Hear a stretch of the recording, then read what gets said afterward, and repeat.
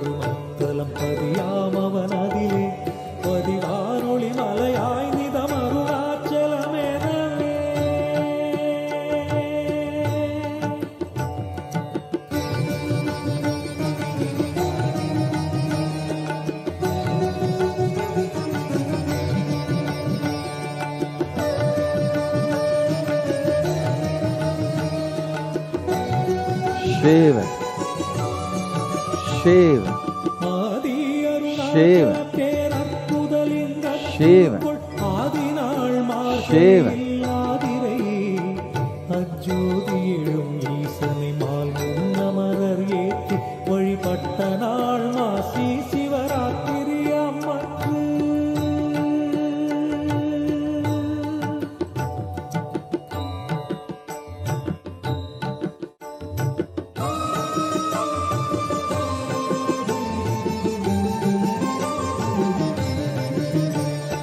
அங்கி உருவாயும் மொழி மங்குகிரியாக தங்களருளால் உலகம் தாங்குவதற்கன்றி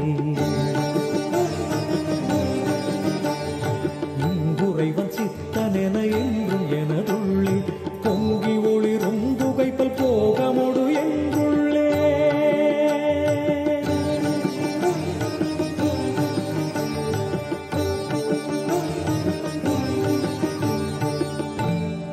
Shiva, Shiva,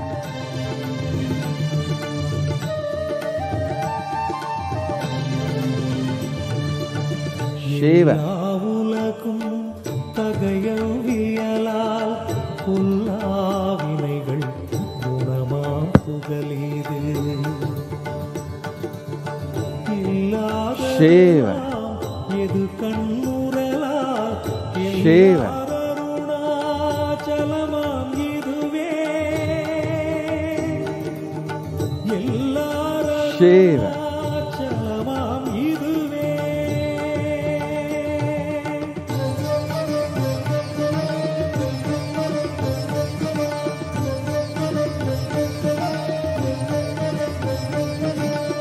ஒரு தெரியல்லை உற்று கண்ணுற்றால் கருத்தினால் தூர கருதினால் உண்மை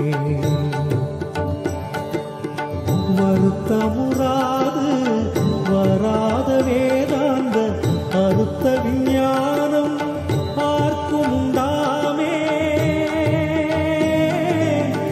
அறுத்த விஞ்ஞானம் ஆர்க்கும் உண்டாமே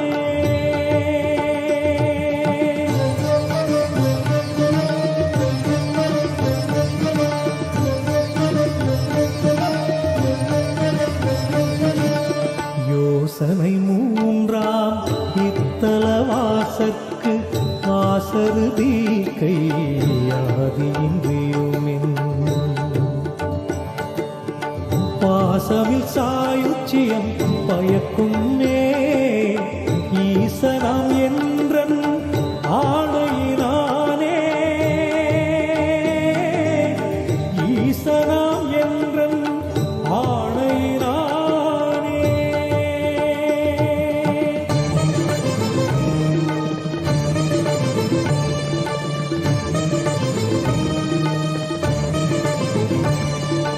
என்றுமே வருவோர் அன்பர்க்கு இருப்பிடம் இத்தலம்தான் ஒன்றுவா பிறப்பின்னாமுன் உண்மைய கண்ணோய் துன்னி ஒன்று ராது மொழியும் தீயோர் முரம் ஒரு கணத்திங்கங்கி குன்று அருணை ஈசன் கோபவெந்தழல் விராது குன்று அருணை ஈசன் கோபவெந்தழல் விராது குன்று அருணை ஈசன் கோபவெந்தழல் விராது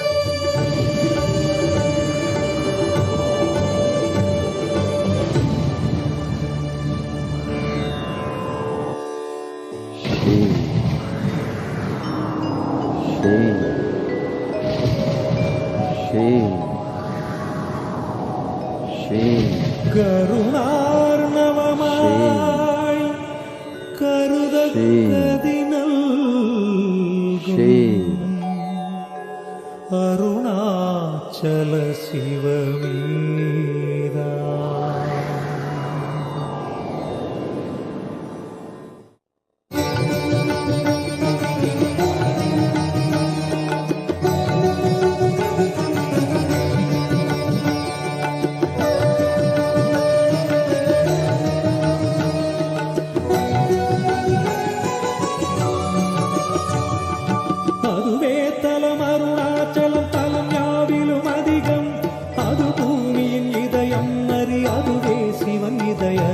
பதியாம் ஒரு மருமத்தலம் பதியாம் அவன் அதிலே பதிவானொளி மலையாய் நிதம் அருணாச்சலமெனவே.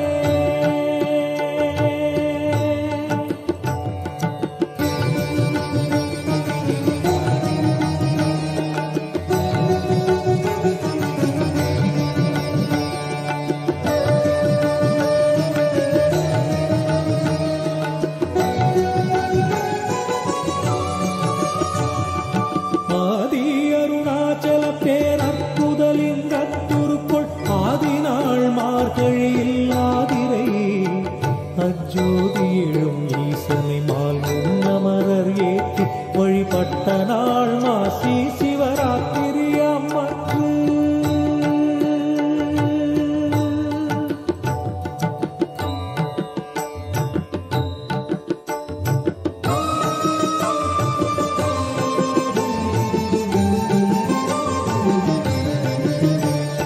அங்கி உருவாயும் மொழி நங்குகிரியாக தங்களருளால் உலகம் தாங்குவதற்கன்றி இங்குறைவன் சித்தனென என்றும் எனதுள்ளே பொங்கி ஒளிரும் புகைப்பல் போகமொடு என்றுள்ளே.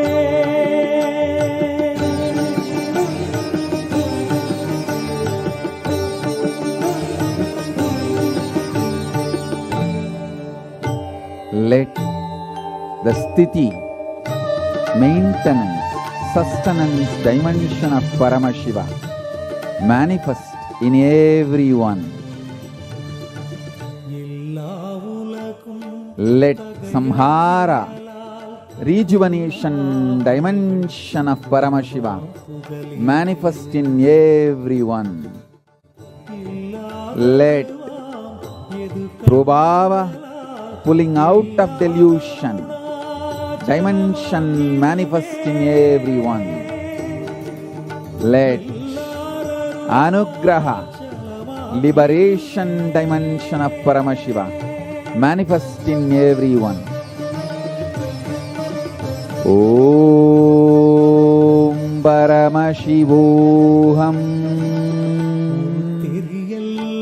Shiva Shiva Shiva Shiva Shiva வருத்தமுறாது வராத வேதாந்த அறுத்த விஞ்ஞானம் ஆர்க்கும் உண்டாமே. அறுத்த விஞ்ஞானம் ஆர்க்கும் உண்டாமே. Shiva Shiva Shiva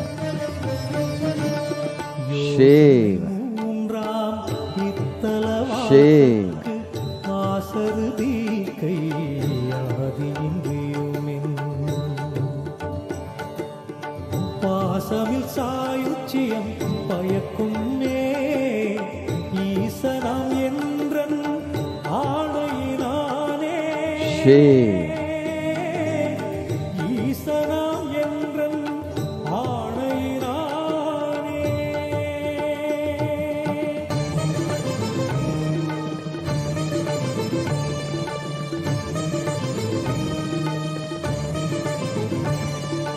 என்றுமே அறவோதன்பர்க்கு இருப்பிடம் இத்தலம்தான் ஒன்றுவார் பிறப்பின்னாமுன் உண்மைய பன்னோய் துன்னி ஒன்று ராது ஒழியும் தீயோர் முரண் ஒரு கணத்திங்கங்கி குன்று அருளை ஈசன் கோபவெந்தழல் விடாது குன்று அருளை ஈசன் கோபவெந்தழல் விடாது குன்று அருளை ஈசன் கோபவெந்தழல் விடாது.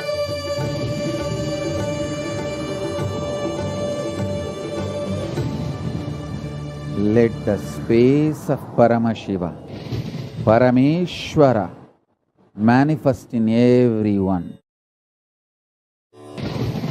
Let the powers of Paramashiva, Parashakti, manifest in everyone. Let the being of Paramashiva, manifest in everyone. Let the super consciousness of Paramashiva manifest in everyone. Let the Kailasa of Paramashiva manifest in everyone. Shiva, Shiva, Shiva, Shiva, Shiva, Shiva. Let the Paramashiva Kundalini wake up in everyone. Shiva, Shiva, Shiva, Shiva, Shiva.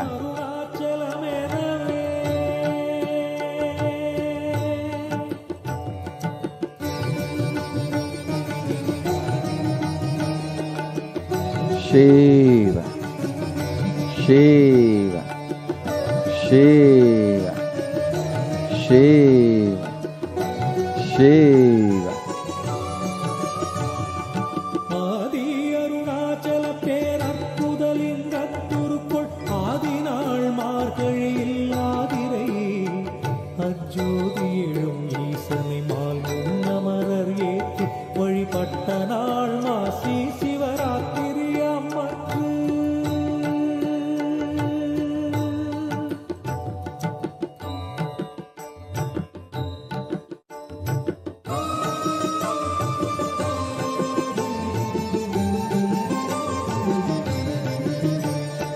அங்கி உருவாயும் மொழி மங்குகிரியாக தங்களருளால் உலகம் தாங்குவதற்கன்றி இங்குறைவன் சித்தனென என்றும் எனதுள்ளே பொங்கி ஒளிரும் புகைப்பல் போகமொடு என்றுள்ளே.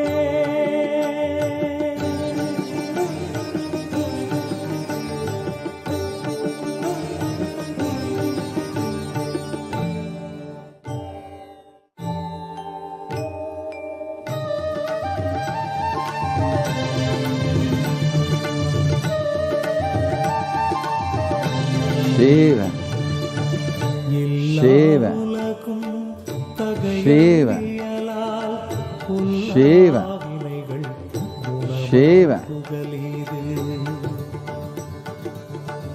இல்லாததுவாம் எது கண்ணுறலா எல்லாரருணாச்சலமாம் இதுவே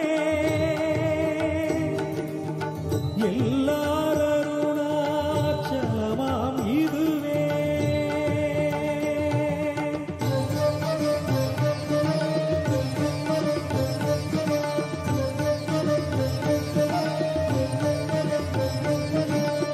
ஒரு தெரியல்லை Shiva, Shiva, Shiva, Shiva, Shiva,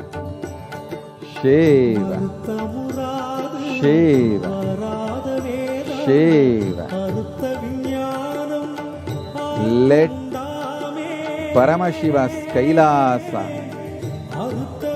by the grace of Paramashiva, Ganapati, Nandi, all the gods and goddesses of Kailasa, open for everyone.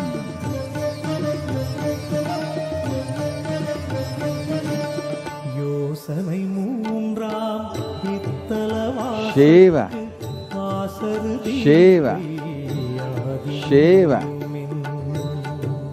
Shiva, Shiva, Shiva, Shiva, Shiva, Shiva. ஈசனாம் என்றன் ஆணையினானே.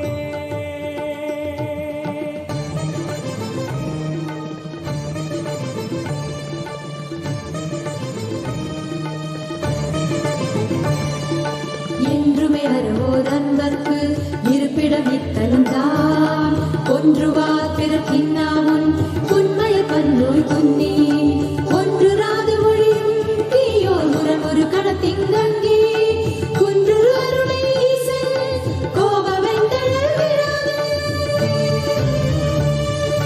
குன்று அருணை ஈசன்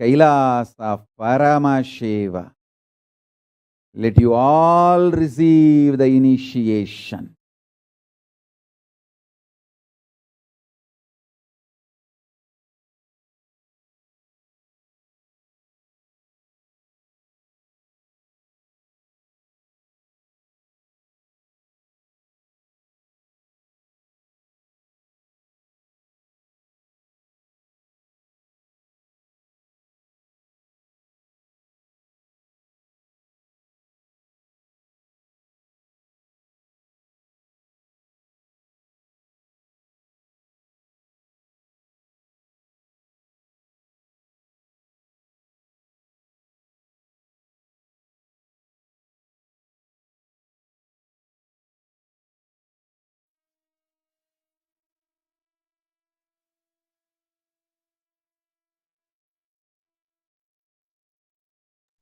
Please relax.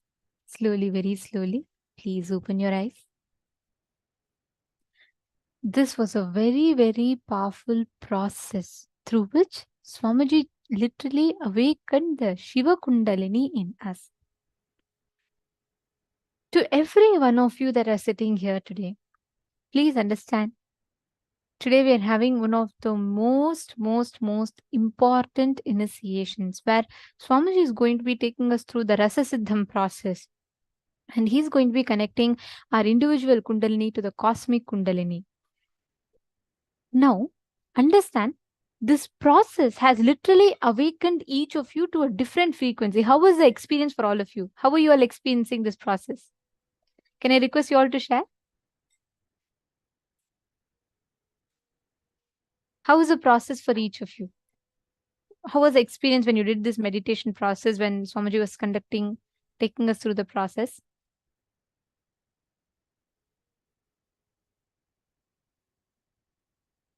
Wow. So many of you have put this one thing. How it was intense. The Kundalini was so intense in your inner space. Actually, understand, Ma Michelle Chongo, that means you have literally, Swamiji said, whenever you sit with Kundalini process and all, you will suddenly feel as if you were so hungry, you want to eat more. You know why? Because without moving itself, your body will burn all the carbs. And you will suddenly feel that intense this thing to eat. I think I really need to say this. Like once in Cambodia in 2014, Swamiji had actually told all the participants, the whole day, we will just be sitting around Swamiji. We won't even have these exercises to do, nothing, just enjoying the time with Swamiji. And like thousands of participants from across the globe who had come to that particular program. And it was a big celebration. Whoever attended, it was in 2014, I definitely know, like, all of us had such an amazing experience. And in that, one of the highlights also was the food that was there. Like in every physical program that Swamiji has conducted, you will always hear from participants that food is just too amazing. So during that, we had like a multi-cuisine. Like we had a lot of different varieties of foods that are sattvic and very, very tasty. So we had like you'll see South Indian, North Indian, even some Chinese foods were kept, like different varieties were kept. So one of the participants asked Swamiji, the food is just too good. And will I become more fat if I keep, if I eat this, if I keep eating this? Because there's just so many that are there. And what will happen if I keep eating this? Swamiji laughed and said, all of you, just eat left, right, and center, like enjoy. Don't even worry. I'll take care. You all will suddenly see towards the end of the program, all of you would have lost weight. Actually, see, we do yoga early in the morning. That's one yoga we do. Apart from that, and that time it was just 1 hour yoga. Apart from that, entire day, we would just be sitting around Swamiji, just sitting, right? Like there's no much movement at all. But by end of the program, all of us, everyone experienced a huge physical transformation too. Apart from all the amazing processes, like I had lost almost 6 kgs of weight doing nothing, just sitting around Swamiji, just sitting in the process. It was just so powerful.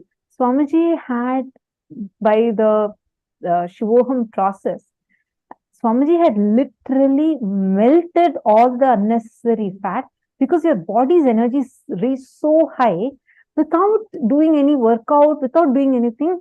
Your whole body will just pleasantly experience the transformation.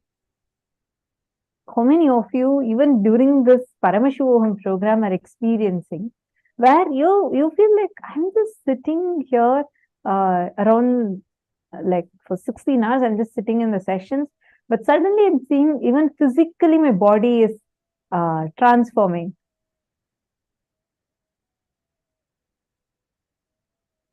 Sunil, the way you have posted, I felt like crying out. Don't worry. It's just many times you might experience certain pains, like some very sharp pains. It will be very sharp, and it will come for a brief during, or you'll suddenly feel like breaking down. It's actually a great news you have is Swamiji is working on those incompletions and melting it. You will even forget them. Maybe somewhere you will suddenly remember, oh God, didn't I have this pattern? How come this is not affecting me anymore? Then you will realize, oh wow, this is what Swamiji has gifted to me. Without even our remembrance, it will just go away. So it's a good news only, so don't worry. I've seen people having like, suddenly severe shoulder pain would have come, like they would have not even moved or done anything during the process. Then Swamiji has explained multiple times in different processes I have seen. Swamiji will explain how a particular pattern, like if it's on the shoulder, it's the burden, the responsibility as a burden that's leaving them. Or if it's in their Swadhisthana, the intense fear is leaving. Like there are specific patterns. I mean, Swamiji will see and tell, but it's usually these patterns that are leaving us, which is why you feel like that, because Swamiji is awakening your Kundalini intensely. When the Kundalini is getting awakened, it just gushes through your system and purifies your system. So it's a great news you have that your Kundalini is awakened, which is why you experience this. See, during darshan, if you see, your eyes automatically get wide the moment you see Swamiji, and uncontrollably are so blissful. It's your Kundalini. Your Kundalini actively flowing towards that direction. Actually, Kundalini is like a biocurrent in us. It's like the potent energy inside of us, which becomes the kinetic energy just by getting transmitted. Right? So when Swamiji initiates us, Swamiji is working on awakening that Kundalini energy inside of us. You're all understanding? Now, we are going to be manifesting a very amazing power using this circuit through the third eye. This circuit for the power manifestation works from where the Kundalini flows to the third eye, and you're going to be learning how to convert matter to energy, energy to matter. And understand, it is very, very easily possible. When you sit in the presence of an avatar, you can simply manifest teleportation and materialization. It is simply possible to happen. See, today's whole day is focused on raising your frequency, right? That is why we are manifesting these powers, because these powers directly enhance your experience of raising yourself to the highest frequency. So let's all enter now into the power manifestation.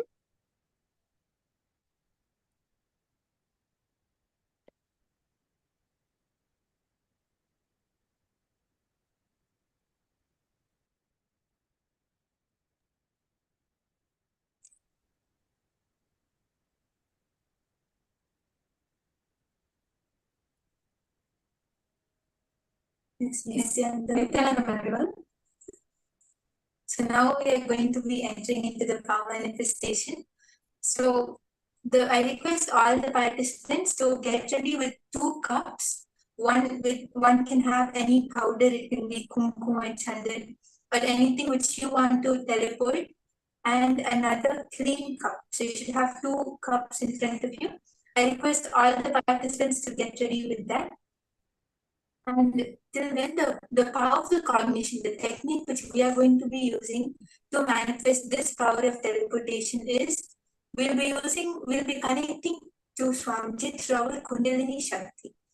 So when you have the powder or whichever substance in 1 cup, you're going to be disintegrating that into energy, and you're going to be transferring that energy to the other cup and making it back into matter. So this is what we are going to be doing through the power of teleportation. So please understand the power, the powder, it can be any powder. If you have kumkum, you can put that, or vibhuti, or just any talcum powder, a chandan powder, any powder you can put in 1 cup. And please make sure the other cup is clear and clean, and you can even take picture of the other cup to make sure the power manifestation is foolproof. So keep the 2 cups ready, and let us quickly come back for the power manifestation. And I also request all the participants just for this powerful cognition that now Swamiji said that when the more conscious resources we use, the more we practice raising our consciousness, the naturally even power manifestation happens, and it is the other way around also. So now just by chanting the Mahavakya and just by connecting to Swamiji, you'll see that just by doing that, our frequency will raise. That is also a conscious resource which we are using. And when we do that, at that time, all of our Kundalini will raise, which will really help in manifesting the powers. He said the more higher your frequency is, the easier it is to manifest powers. So I request everyone to get ready with your cups of kumkum and empty cup. Once you're ready, you can even post in the chat so that we'll know. How many of you are excited to manifest this power? It's really exciting. So let's all of you, as you are arranging for your cups, and if you are ready, please do post in the chat so we would know.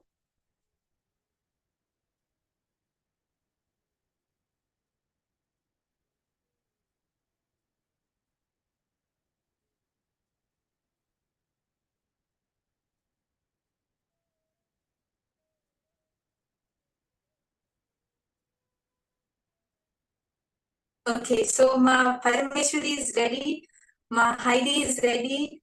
That's great. Yes, Ma Jayanti, Ma Elena, all of you are ready. That's great. Yes, so once everyone is ready, we can start the manifestation. Do not forget to take the pictures. Please do take picture of the empty cup. Please understand, don't leave any doubt in your mind, right? Later the mind says, no, I think this tiny bit was there before itself. I have not manifested. So please make sure you take pictures and don't give any space for any self-doubt there.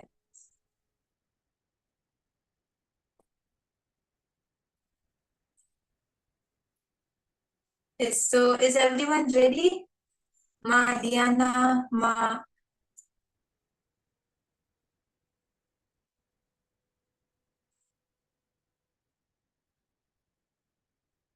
Yes, Ma Prema, Ma Jennifer. Okay, Ma Karin is ready. That's great.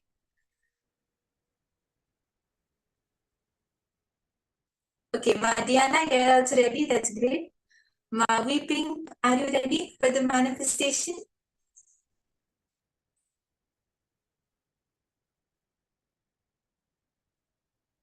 Okay, so now we can, yes, Ma Virupaksha is ready. Okay, so let's start the manifestation now. I request all the participants to keep both your cups in front of the camera. It can be on a table or on a platform in front of you, and make sure it's visible in the camera. And just Connect to Swamiji, sit straight and chant the Mahavakya. Connect to Swamiji and unclutch from all the thoughts which are happening in you right now. When you unclutch, that is when powers also manifest. And I request all the participants to sit straight. When you sit straight, you'll see how your Kundalini Shakti just shoots up to your third eye and you're able to manifest. I request everyone to sit straight and connect to Swamiji.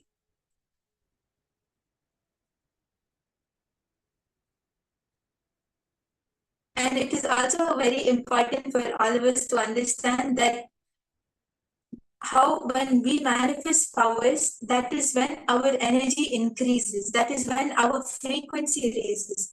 Manifesting powers is not something which decreases our energy, but it increases our energy and it rejuvenates us.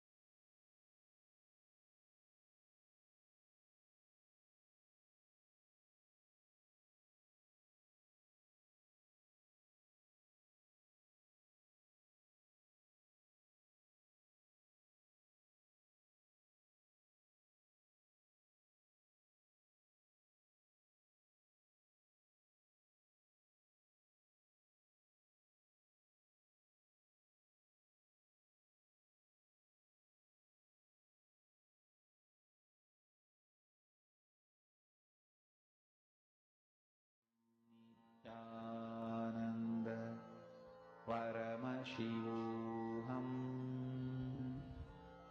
Om Nityananda Paramashivoham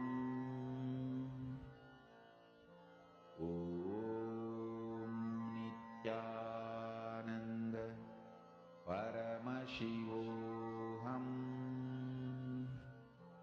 Om Nityananda Paramashivoham Mahavagya, spiritual lullaby for Samadhi, and Suprabhatam, wake up call, wake up song for Paramashiva. This Mahavagya is spiritual lullaby for you to fall into Samadhi. Suprabhatam, wake up song for Paramashiva to wake up in you. Just remember this one powerful cognition. This Mahavagya puts me in Samadhi. This is spiritual lullaby for Samadhi, and Suprabhatam, wake up song for Paramashiva in me. For Paramashiva to manifest. With this one spiritual powerful cognition, chant this Mahavagya.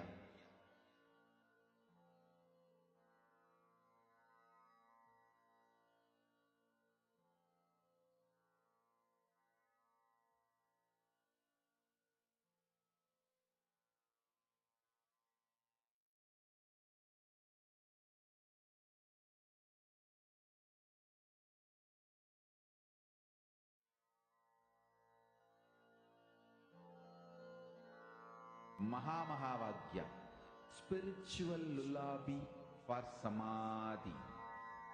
And Suprabhatam, wake up call, wake up song for Paramashiva. For Paramashiva to manifest. With this one spiritual powerful cognition, chant this Mahavagya. Om Nithyananda Paramashivoham. Om Nithyananda Paramashivoham. Om Nithyananda Paramashivoham. Om Nithyananda Paramashivoham. Om Nithyananda Paramashivoham. Om Nithyananda Paramashivoham. Om Nithyananda Paramashivoham. Om Nithyananda Paramashivoham.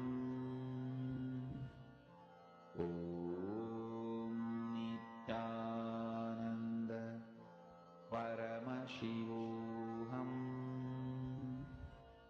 Om Nithyananda Paramashivoham. Om Nithyananda. Yes, I request all the participants to continue manifesting. Just connect to Swamiji and chant the Mahavakya. Don't think about anything which is happening around you, or don't let your mind come in between.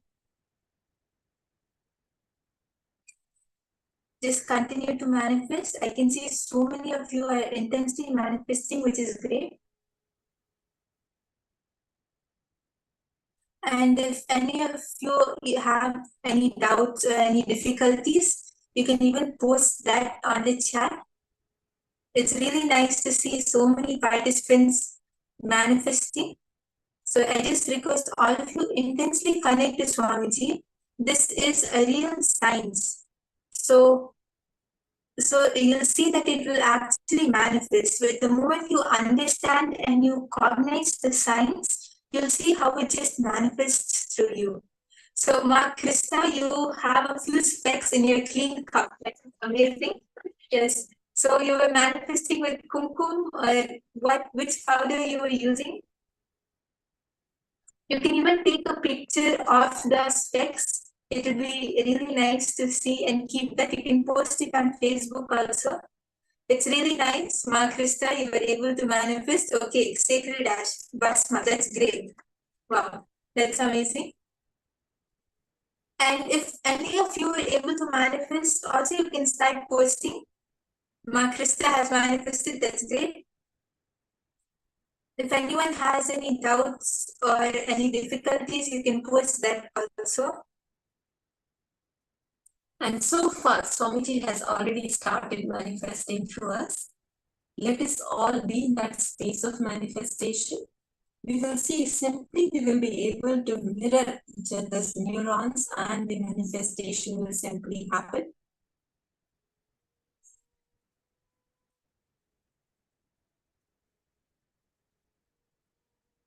Ma Anandeshwari, Ma Ilka, are you all able to manifest? If you have any doubts, you can even post that.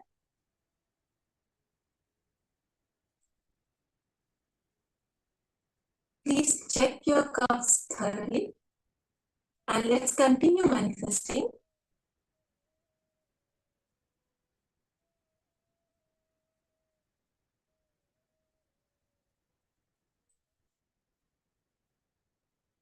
Yes, Ma Virupaksha, you have some doubts, okay?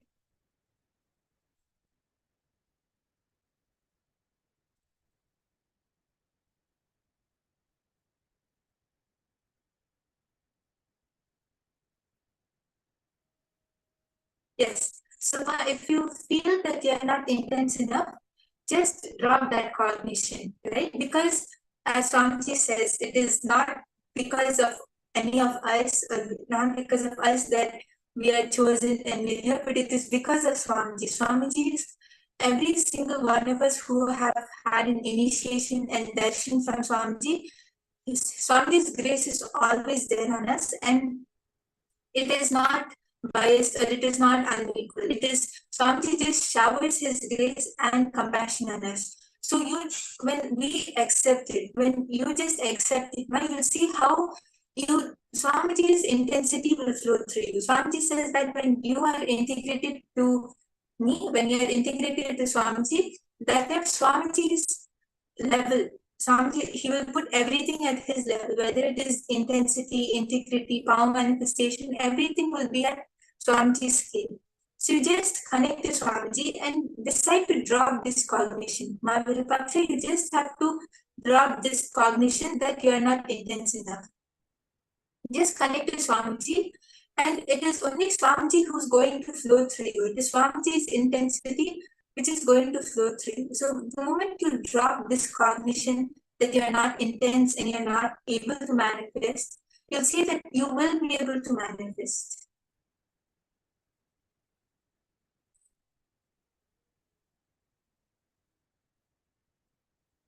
And also one more thing, intensity is not an action, it is a decision.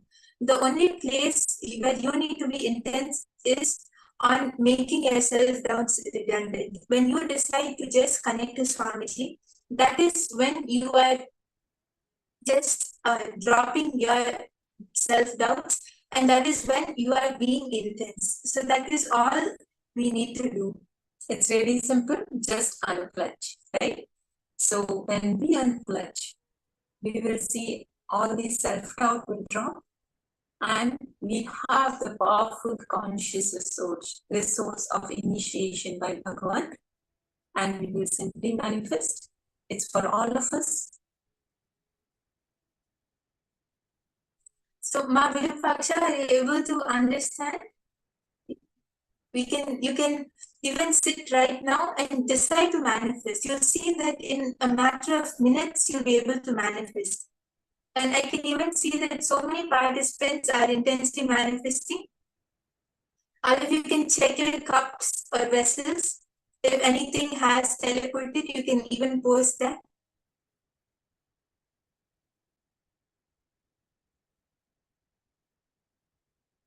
Ma Parameshwari,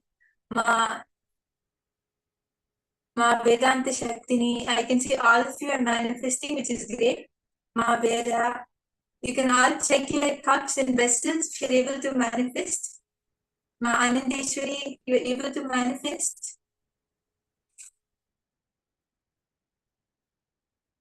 Is Ma Krista, were you able to manifest anything? I can see a child is also sitting.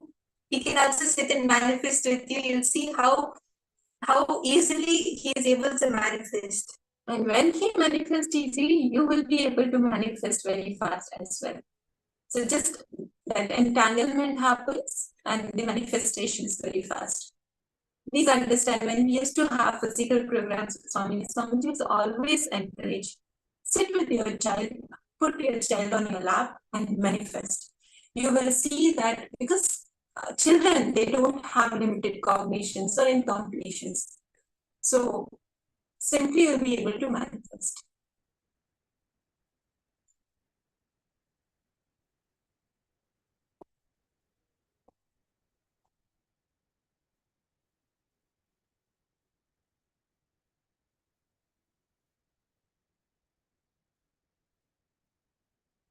Is Manada Yoga, Ma Elena, were you all able to manifest? The moment anyone is able to manifest, you can post it on the chat, and all of us can continue manifesting. Yes. Nithyananda, Makre Yogini, so nice to see intensely manifesting? Are you able to manifest anything? You can post it on the chat. Yes, Ma Parameshwari, you feel it's coming. That's great. Yes. So all the participants, you can continue manifesting. And now we are going to be moving on to the next session, where we will be learning from Swamiji about Divya Sarira. What is it? If you want to become extraordinary, you have to do extraordinary things. Carve out your identity, Divya Sarira, enjoying the enlightenment, being in this loka, carving your integrity, authenticity, responsibility, enriching. Divya Sarira, pure identity, just like how you build this body. Food, workout, rest, care, same way. Build your Divya Sarira. That is what I am saying, carving out your spiritual identity. Build your Divya Sarira with integrity, authenticity, responsibility and enriching. Carve your Divya Sarira. What is Divya Sarira? I will define, understand? You take a clay and put any impression. For example, you put your hand, it get impressed, then burn that clay.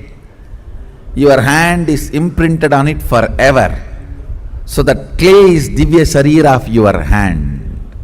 Same way, bring yourself and put the master on you, or put yourself on the master so strongly. He gets imprinted in you intensely, then burn yourself with integrity. Now you just radiate him, manifest his state, space, powers. You are his Divya Sarira. Thousands and thousands and thousands of years, Sanatana Hindu Dharma has kept this great science of producing Divya Sariris alive. All spiritual sampradayas will be relevant to planet Earth as long as they are able to produce Divya Sariris. If you are living the state, space and manifesting powers, your Divya Sarira has started getting built. It has started happening. Build your Divya Sarira intensely.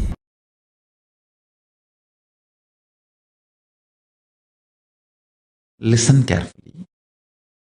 Too much of shadow of conscious decision gets embedded into your natural selection process, and you develop something called Divya Sarira, light body, which reduces your sensual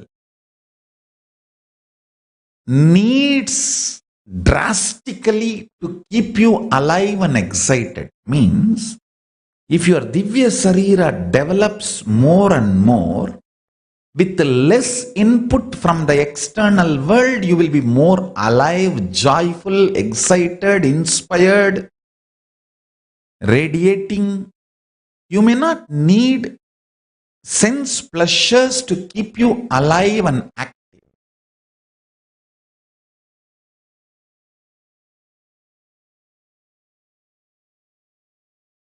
Listen intensely. Divya Sarira, the body, indestructible, effulgence, which is inside all of us. Please understand, this Divya Sarira is the core component of all of us. There is no person who does not have Divya Sarira. Everyone has a Divya Sarira. How much ever you think you are good or bad, you think you are God or demon, whatever you think, You have a Divya Sarira. That Divya Sarira strengthened, energized, inspired by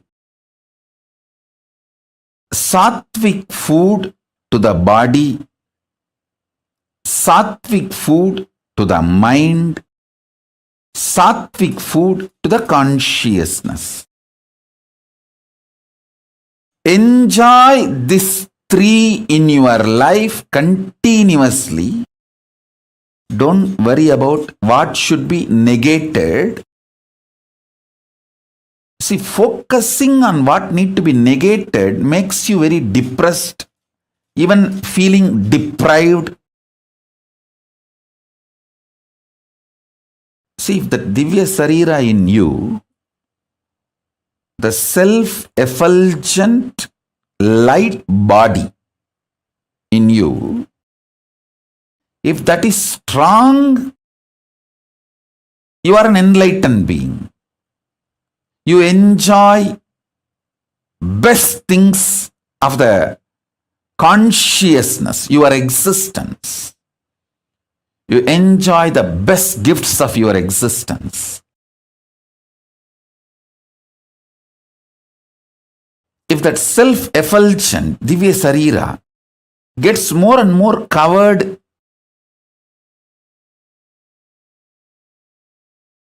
you get deluded, suffer with the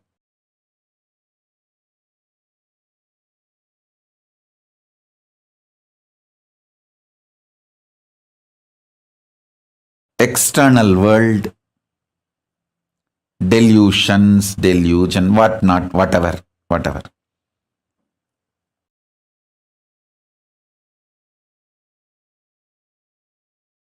Now, I don't want to get into the negative side description. If you miss strengthening Divya Sarira, what happens? I don't want to waste time on that. I only wanted to describe how to strengthen the Divya Sarira.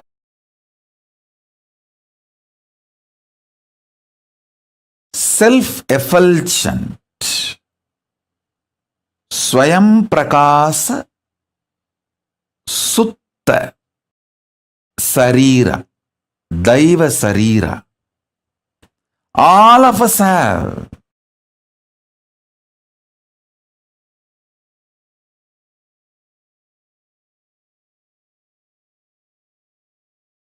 The methodologies to strengthen the Divya Sarira and manifest powers of Paramashiva, the state of Paramashiva, space of Paramashiva, and powers of Paramashiva. This truth is the message from Paramashiva directly to the whole humanity.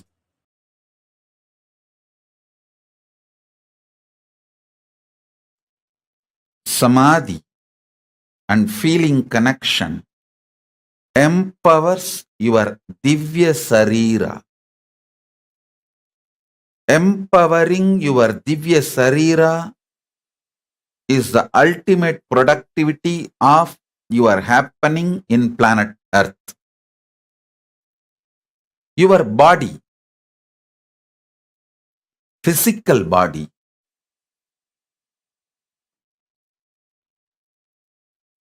carries the consciousness. I use new word called Divya Sarira. Consciousness wearing this body is Divya Sarira. The consciousness getting more and more empowered When the consciousness gets empowered, you don't feel suffocated by physical body and its limitations. Listen.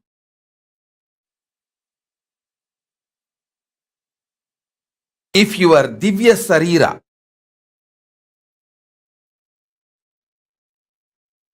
the consciousness which is holding your body, if that is empowered, you don't feel suffocated, limited, reduced by your body. Please listen.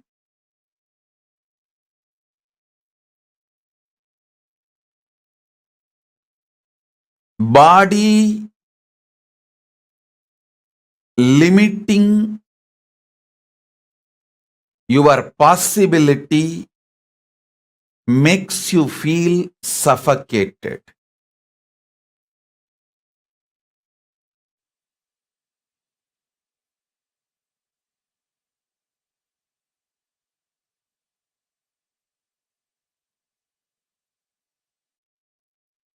Not only the great powerful cognitions and understandings about the secrets of the cosmos, all spiritual practices are focused with the purpose of empowering your Divya Sarira.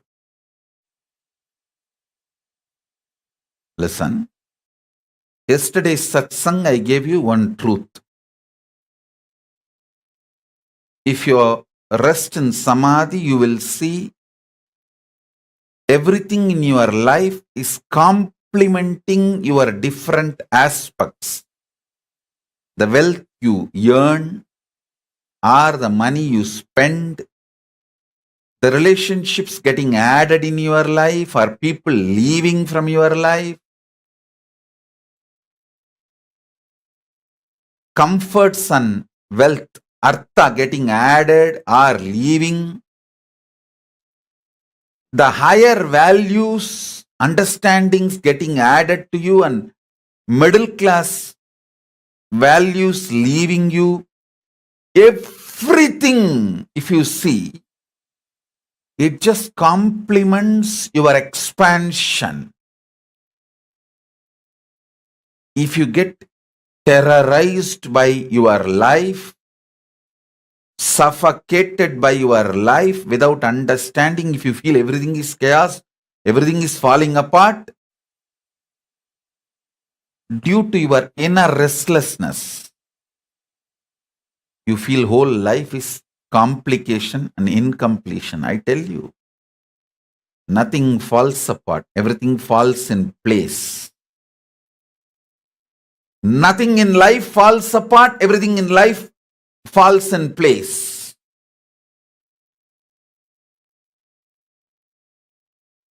Whenever I sit in samadhi and watch,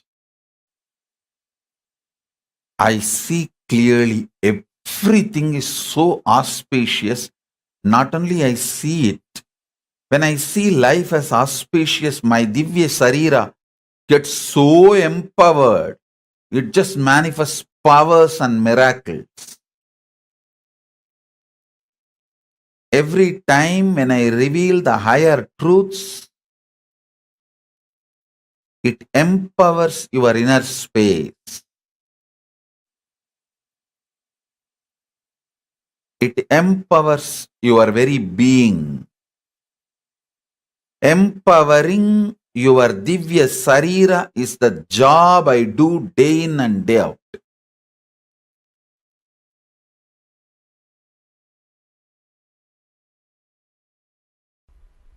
If you have been a Divya Sariri, means the people who are sitting around me during the energy darshan, helping, guiding all the participants to receive energy darshan, those people are only called as Divya Sariris.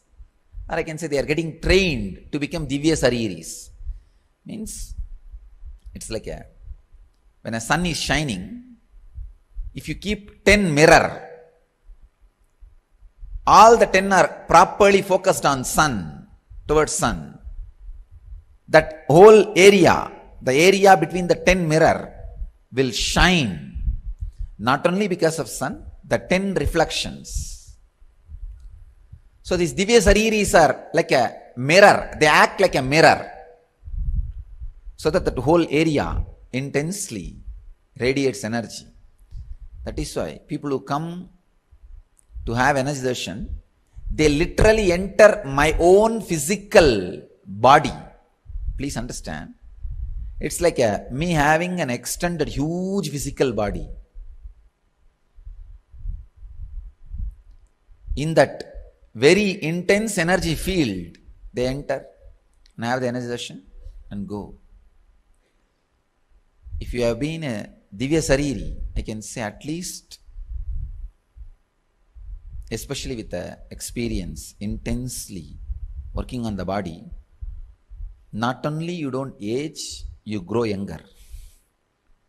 The growing younger happens when you become Divya Sariri. And the grace, joy, beauty starts radiating when you are Divya Sariri.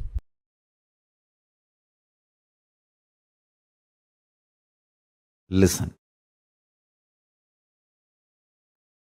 You have two major components in you. One, superconsciousness. Another one, body, matter. Means Chit and Jata. Matter and consciousness. Every particle of the matter which is manifested by the superconsciousness and still in alignment with the superconsciousness, that parts are called Divya Sarira in you. Every cell still continues to be in tune with Paramashiva. Every muscle, every part of your biology, internal organ or body, Jnanendriya or Karmendriya, still in tune with Paramashiva comfortably, with powerful cognitions comfortably without any struggle, as a natural flow of life is Divya Sarira. Every cell which is ready to reverberate and radiate the powerful cognitions of Paramashiva is part of your Divya Sarira. Please understand. Whichever part of you comfortably manifests the powerful cognitions is your Divya Sarira. More and more powerful cognition manifestation means more and more you are becoming Divya Sarira. If your hands can manifest the highest powerful cognition, you are Paramashiva, your hands have become part of the Divya Sarira. Your eyes can manifest the truth, you are Paramashiva, your eyes have become part of Divya Sarira. Every cell in your body, if it can comfortably manifest powerful cognitions, it has become part of Divya Sarira. Pain does not exist is one of the powerful cognition because you are soul, you are consciousness, you are Paramashiva. If your hand is fractured and it does not have pain, means it is manifesting as a natural flow, the powerful cognition you are Paramashiva. Understand? You cannot act when there is a compound fracture. You can act as long as everything is well, not when there is a compound fracture. You can't be crying and telling, I'm okay. Understand? It's a natural flow. If powerful cognitions naturally flow in your system, you are Divya Sariri. You become Divya Sarira. Paramashiva beautifully says in Kriya, in Puja, there is a special ritual called making yourself Divya Sariri. You invoke every part with the sacred syllable of Paramashiva's name. Paramashiva sits on the throne made out of 54 mantra.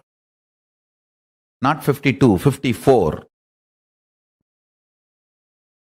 52 akshara, one spelled but doesn't have a script. Another one can neither be spelled nor written. So totally 54 akshara.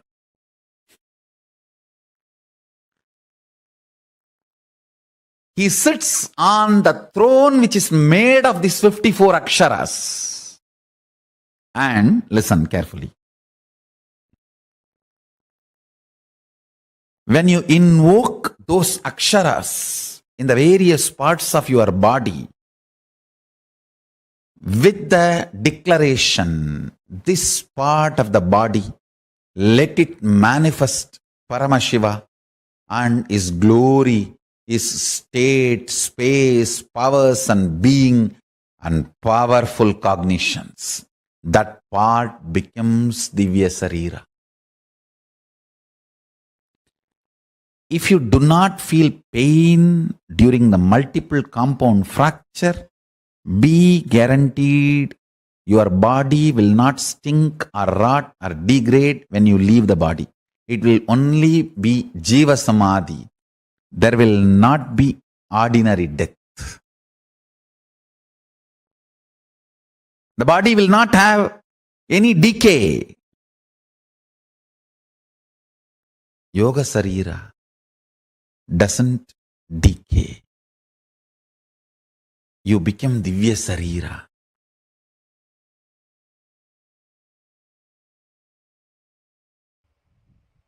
Understand the truth I am trying to convey.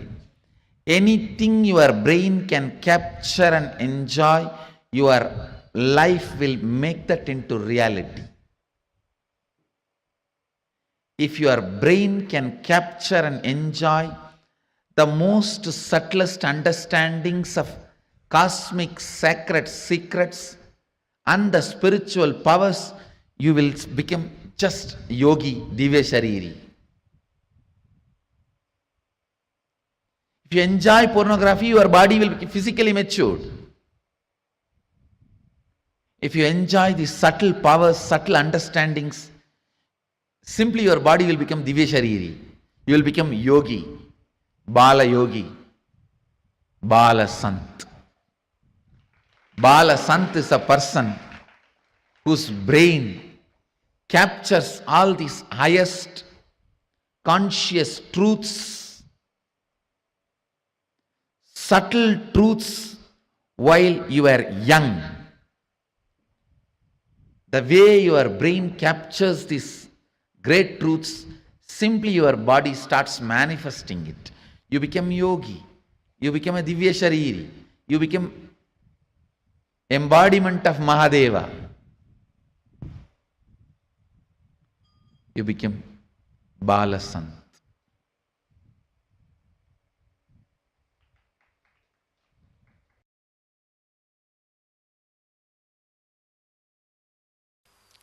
Very strong lessons. You need complete attention. But the lessons will be really helpful. This technical knowledge will really be helpful, not only for enlightenment, for making your life more and more blissful and happy and joyful, becoming a new human being. Becoming a new human being. Understand? If you act, cooperate as medium, and if your chakshu becomes pure next day morning, you feel, oh God, things are so fresh, alive. Then you are traveling in the path of Divya Sarira. Mouth having a deep taste, not just the mouth, the deeper mouth. It's called annak. In Tamil we say the part which hangs inside your tongue, the deeper mouth, this area. That inside the throat, feeling intense sweetness or a very sweet smell being experienced in the nose. That is what is the perfume of Divya Sarira, of the Master. Understand? Perfume smell of Divya Sarira of the Master.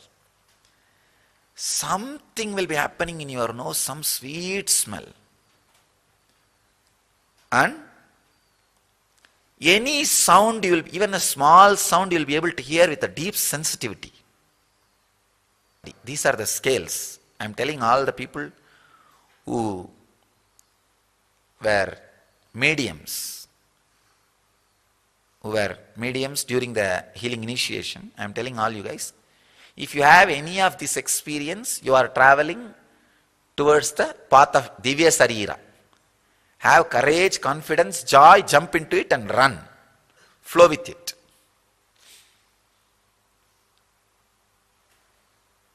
I am talking about this so detailed way so that in future, people who are trying to become medium for these ghosts, the dead people, pretas, pichas, all of them should understand difference between that medium and this medium. Medium word is loaded with a negative meaning. That is different and this is different. This is different. Here it is becoming Divya Sarira. There it is becoming more and more unconscious. Vivekananda gives an example. The black magic mediums, it's like throwing a big stone on the horse and stopping it. It will stop, but it will never get up again over. With a master, it's like holding the rope properly and stopping the horse. It will be termed, not killed. Terming the horse is different between killing the horse. So it's an important thing you need to understand.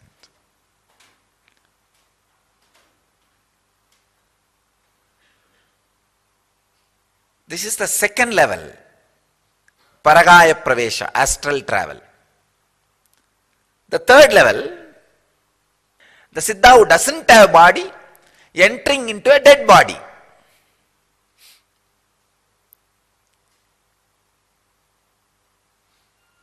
Like a Mahavatar Baba who doesn't have physical body. He may suddenly enter into some body to do some work, to bless people, to initiate. It happens. And same way,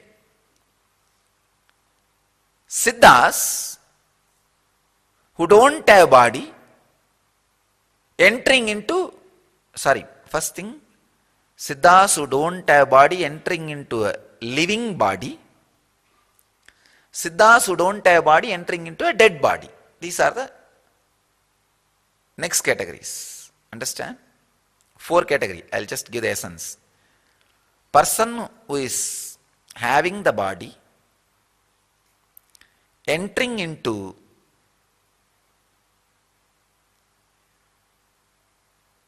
the dead body, person who is having the body entering into living body, person who does not have body entering into living body, person who does not have body entering into dead body. If you understand all these 4 things in different level, it will help you.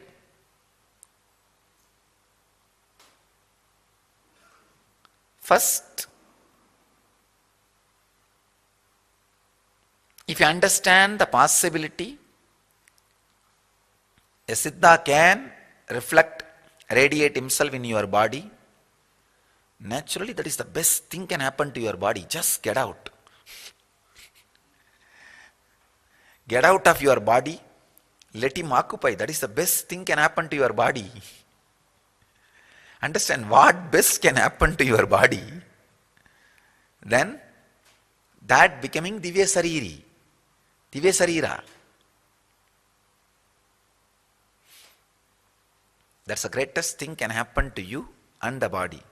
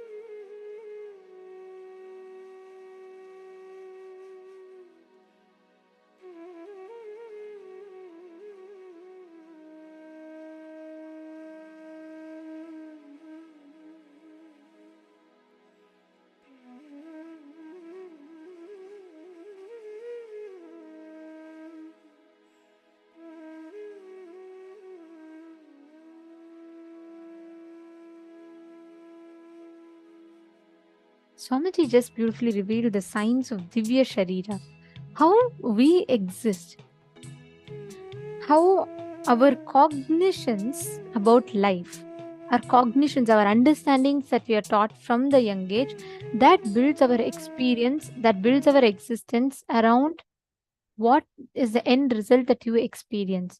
Whether you are aging, you are anti-aging, what your experience is, it is based on the signs of Divya Sarira. There is a very beautiful incident that I am reminded of as I talk about this.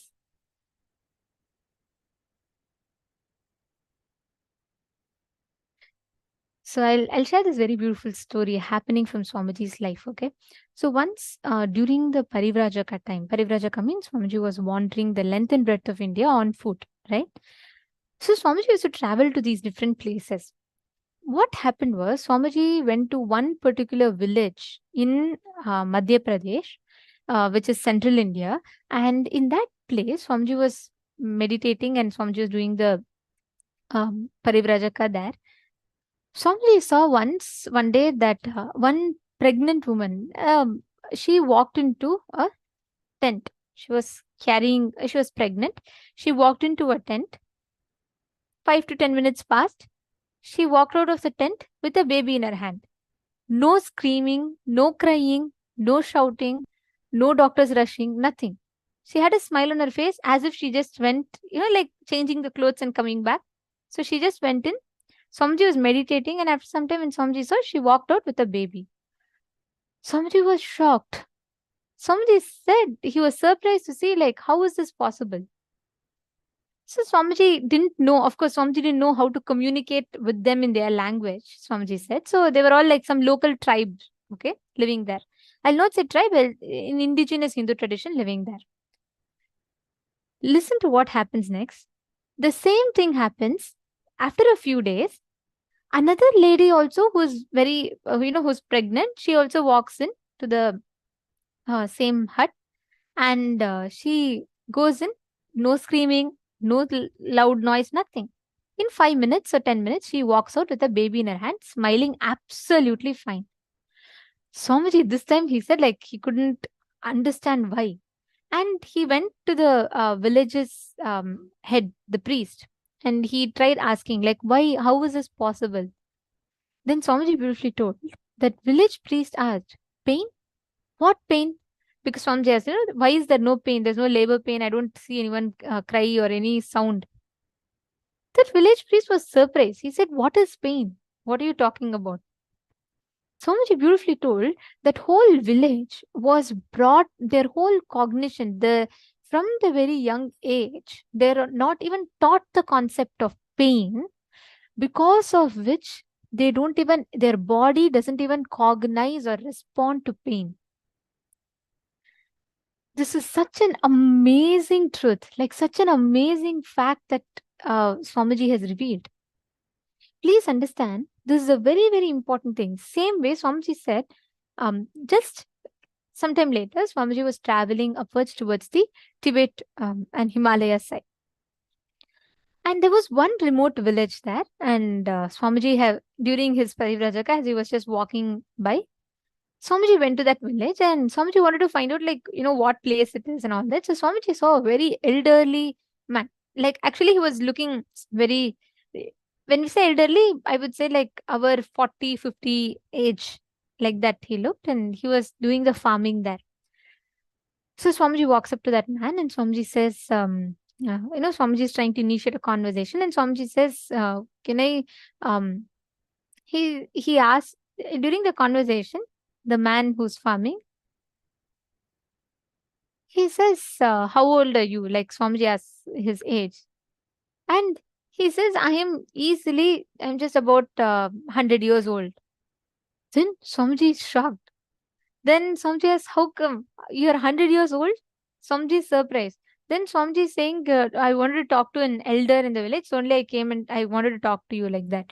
Then so that man was shocked. He said, what elder? What do you mean I'm elder? I am just in my middle age. I'm just 100 years old. Go meet the elders who are about 250 years old who are living.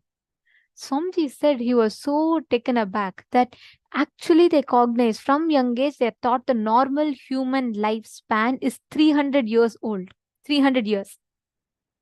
Today, science teaches you from your birth that average human lifespan is only 70 years old. By the time you're 40, 50, you pack up to leave. Already the science puts you into that cognition. Swamiji said that entire civilization that lived there was not in touch with the outer world. They were all taught that 300 years is the average lifespan. So everyone lived for 250 years easily. Swamiji said the moment this same civilization, sometime later when Swamiji went back, unfortunately, by then people had found out that the civilization exists. They wanted to study. They wanted to understand how these guys exist. So people from the regular world started going and living there to understand their psychology. Just in one generation, their average lifespan reduced from 300 years just to 100 years. Swamiji said he was so pained to see that the whole civilization that was so innocent, that was maintained so beautifully, lost the essence. See, why I'm sharing this is our body, right? It has the complete power, capability, and ability to listen to our thoughts, our cognitions, and it responds based on that. Please understand, this is a very, very powerful truth. If you constantly teach your body, unfortunately today, from the young age, you're taught sugar, BP. I still remember when I was young, as I was growing up, I was always taught by the time you become 40, your back will pain, you'll have so much of body pain, you can't be active. Already you're put into that kind of a cognition. By the time you become an adult, you already start carrying that cognition in your head.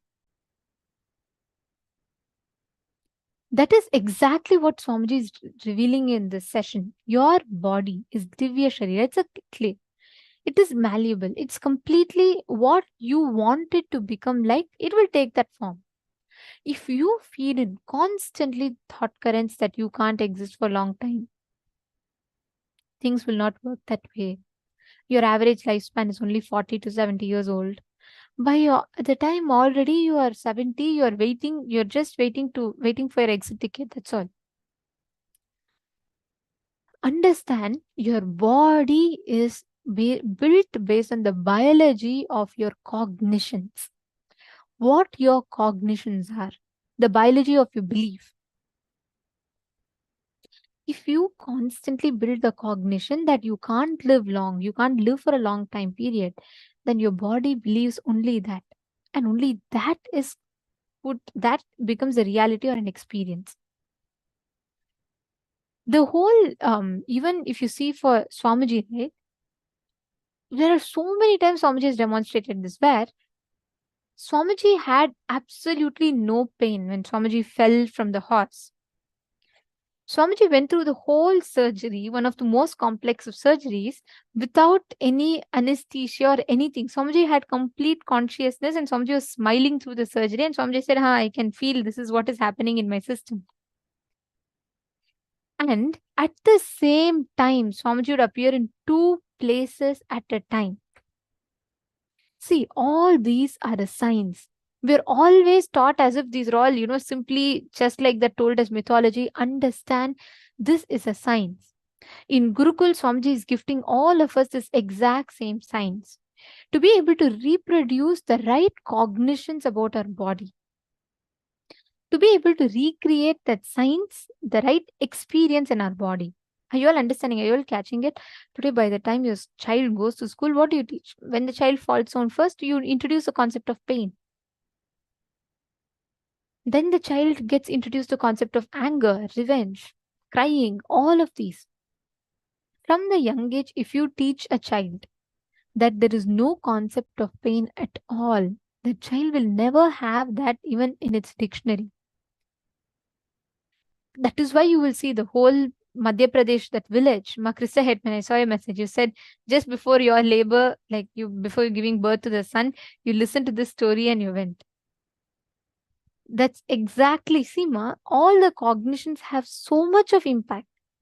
This is what is called as enlightened birthing. When you listen to the right cognitions when in pregnancy, where you follow the right principles, you have the right cognitions, you will just see how exactly that manifests in your body. We can also how Swamiji manifested this in his own life. Like Swamiji just is a living example of Divya Sarira. No sudu, no sati.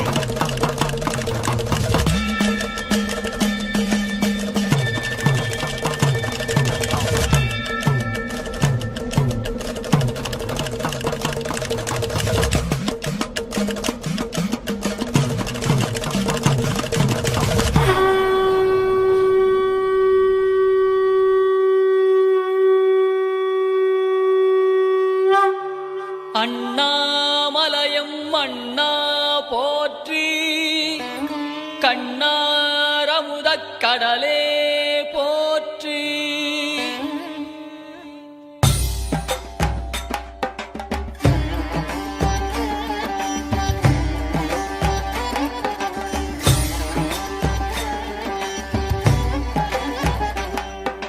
Tripuram எரித்த விரிசடை கடவுள் தேரில் ஏறி வருகின்றார். Every heart, there's a portion of stone, there's a portion of water, there's a portion of fire, there's a portion of ether, there's a portion of consciousness.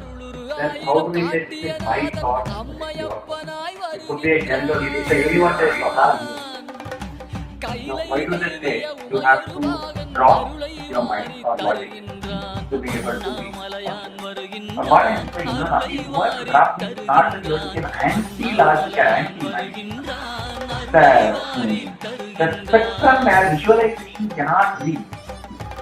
You need to start enjoying that spectrum, for which mind will be a impediment. There is one point where you need to enjoy which you want to visualize. So that is what is called restful awareness. When you, unless you lose respect for your mind and the constant visualization, you will not start feeling comfortable with that. When the satori hits you, you will not be comfortable to be in that same state again and again. So for that only, the respect for mind is taken out of you. Otherwise, you are not expected to become anti-mind or anti-logic. Then you will not find a more sharper logic than me. Just understand. But when the satori hits you, first thing your mind will do is creating fear about that experience. Only when you lose respect for your mind and the constant visualized living, you will be able to rest in that awareness. When a star jumps into the well or the ocean, another 10 minutes. No problem.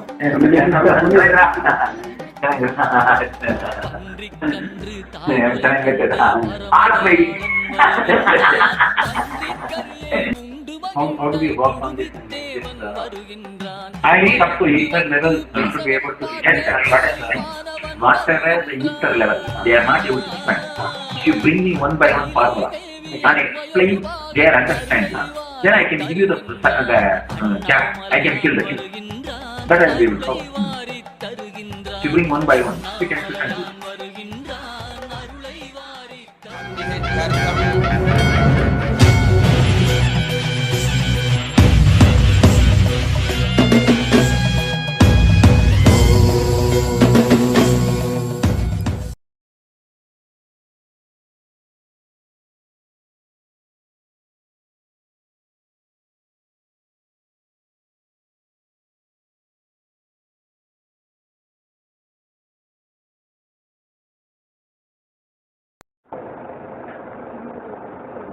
No, they are waiting there. Why don't you put a scale or a rule? Yeah, something to hold. Want to get the thing, just continue to record this.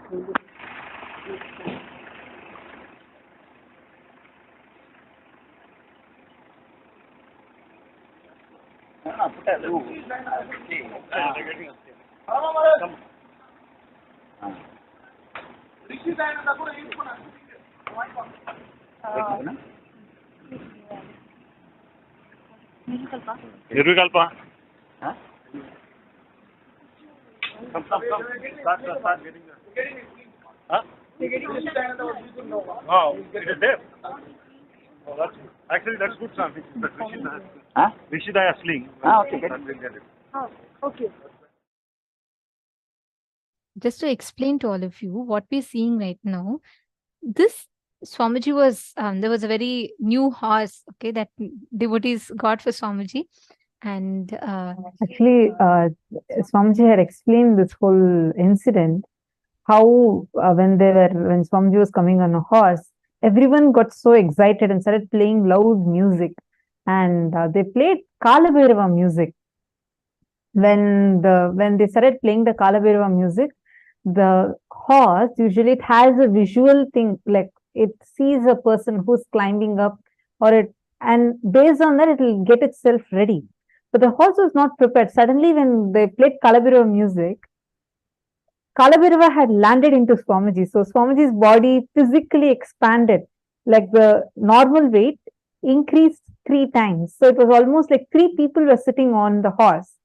And the horse couldn't handle it, like it could not understand what was happening. Because it was normally walking, it didn't see anyone getting up. Then suddenly it was experiencing 3 people. So it just jumped. It jumped. And because of that, Swamiji had fallen off from the horse. And that's the visual we all just saw. If you see, and Swamiji is having a compound fracture.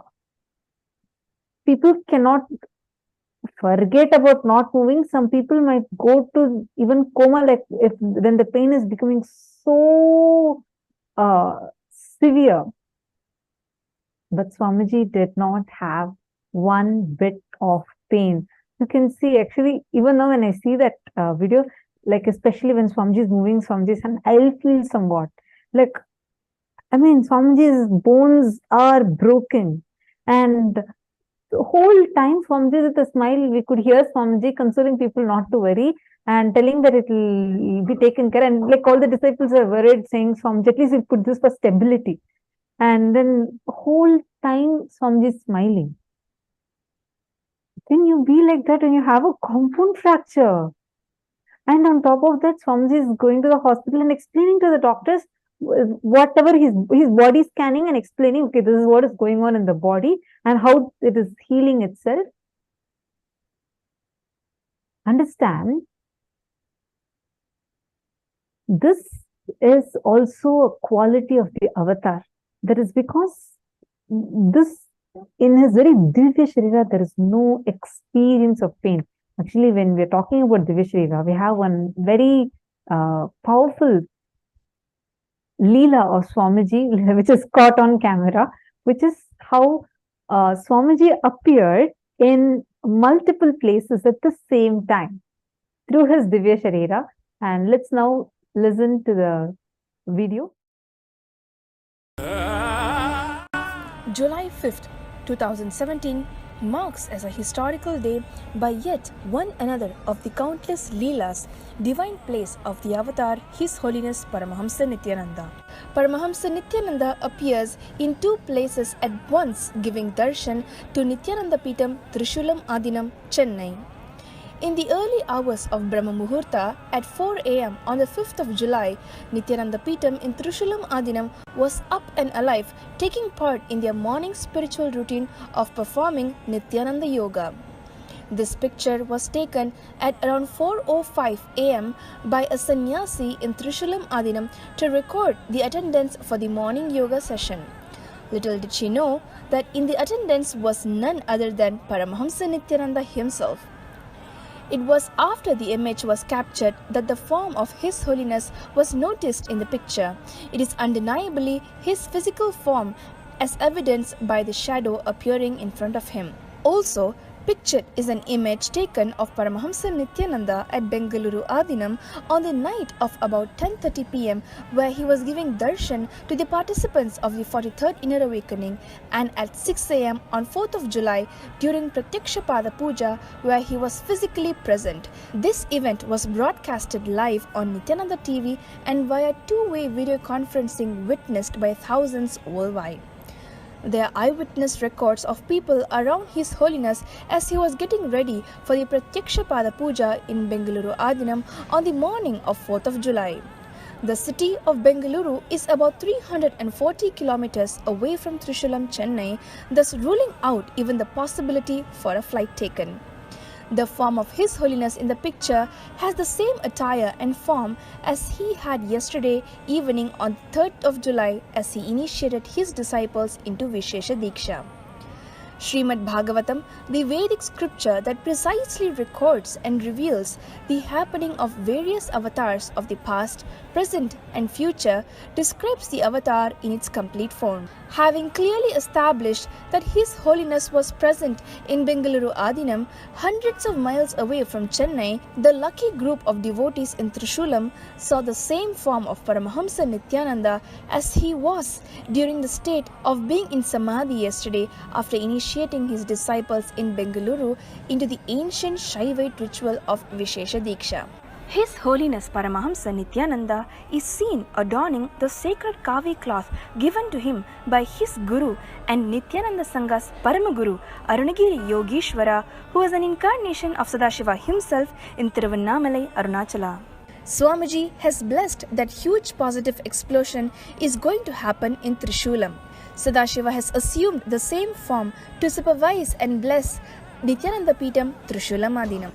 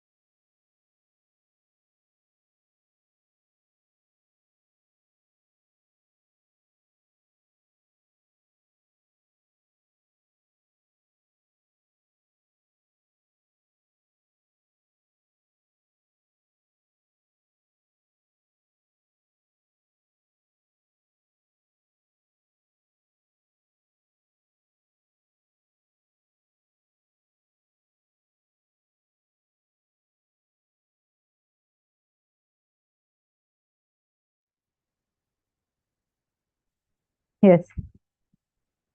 I see so many of you smiling widely. Sanjay Ore has posted, these things happened to Avatar to teach us. Absolutely. Now, understand. Did all of you watch the video on how Swamiji appeared in two places? The Divya Sarira one? Because that power of Divya Sarira is what all of us are going to be experiencing today. Nithyananda, Swamiji is something like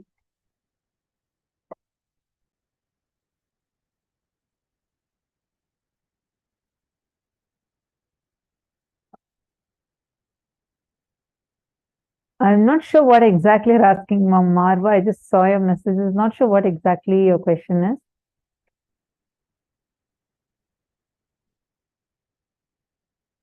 Swamiji is omnipresent, power of consciousness, so incredible. Yes, today thank you for sharing this. I had wondered about this. See, understand, today all of us are going to be experiencing this power of Divya Sarira. Can I request all of you to please come and sit in front of the camera?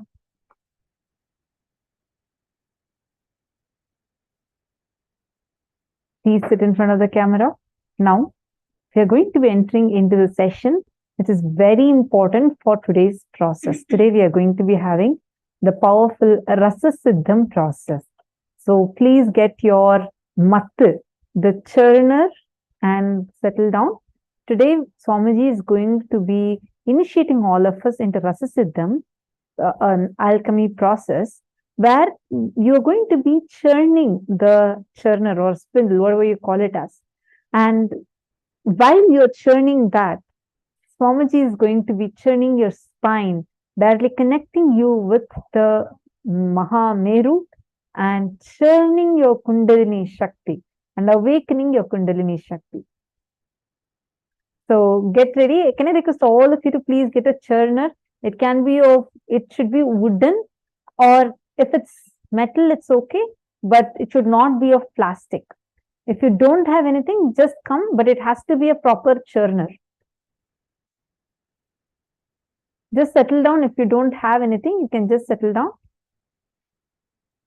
Okay, now, this churning process, Swamiji has told us to first understand about the churning of Milky Ocean. This is one of the most, after Ramayana, Mahabharata, the next most popular Purana, like a Puranic story, is churning of Milky Ocean. Like even if you see the world's largest temple, Angkor Wat temple, has this engraved, this carved for almost 1 kilometer, 2 kilometers full. The entire wall is carved with depicting this particular story, the story of churning of Milky Ocean. And this is of a very, very significant importance when understanding about the awakening of Kundalini Shakti through the Rasa Siddham process in us, how the churning happens. And Swamiji explains this so beautifully. Now we are going to be entering into that session where Swamiji is going to be explaining to us about churning of the Milky Ocean.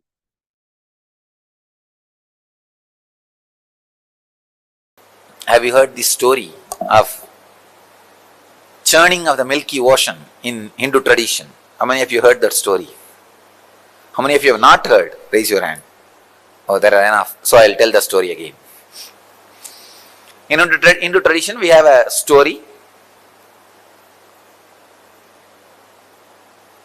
that in the Milky Ocean,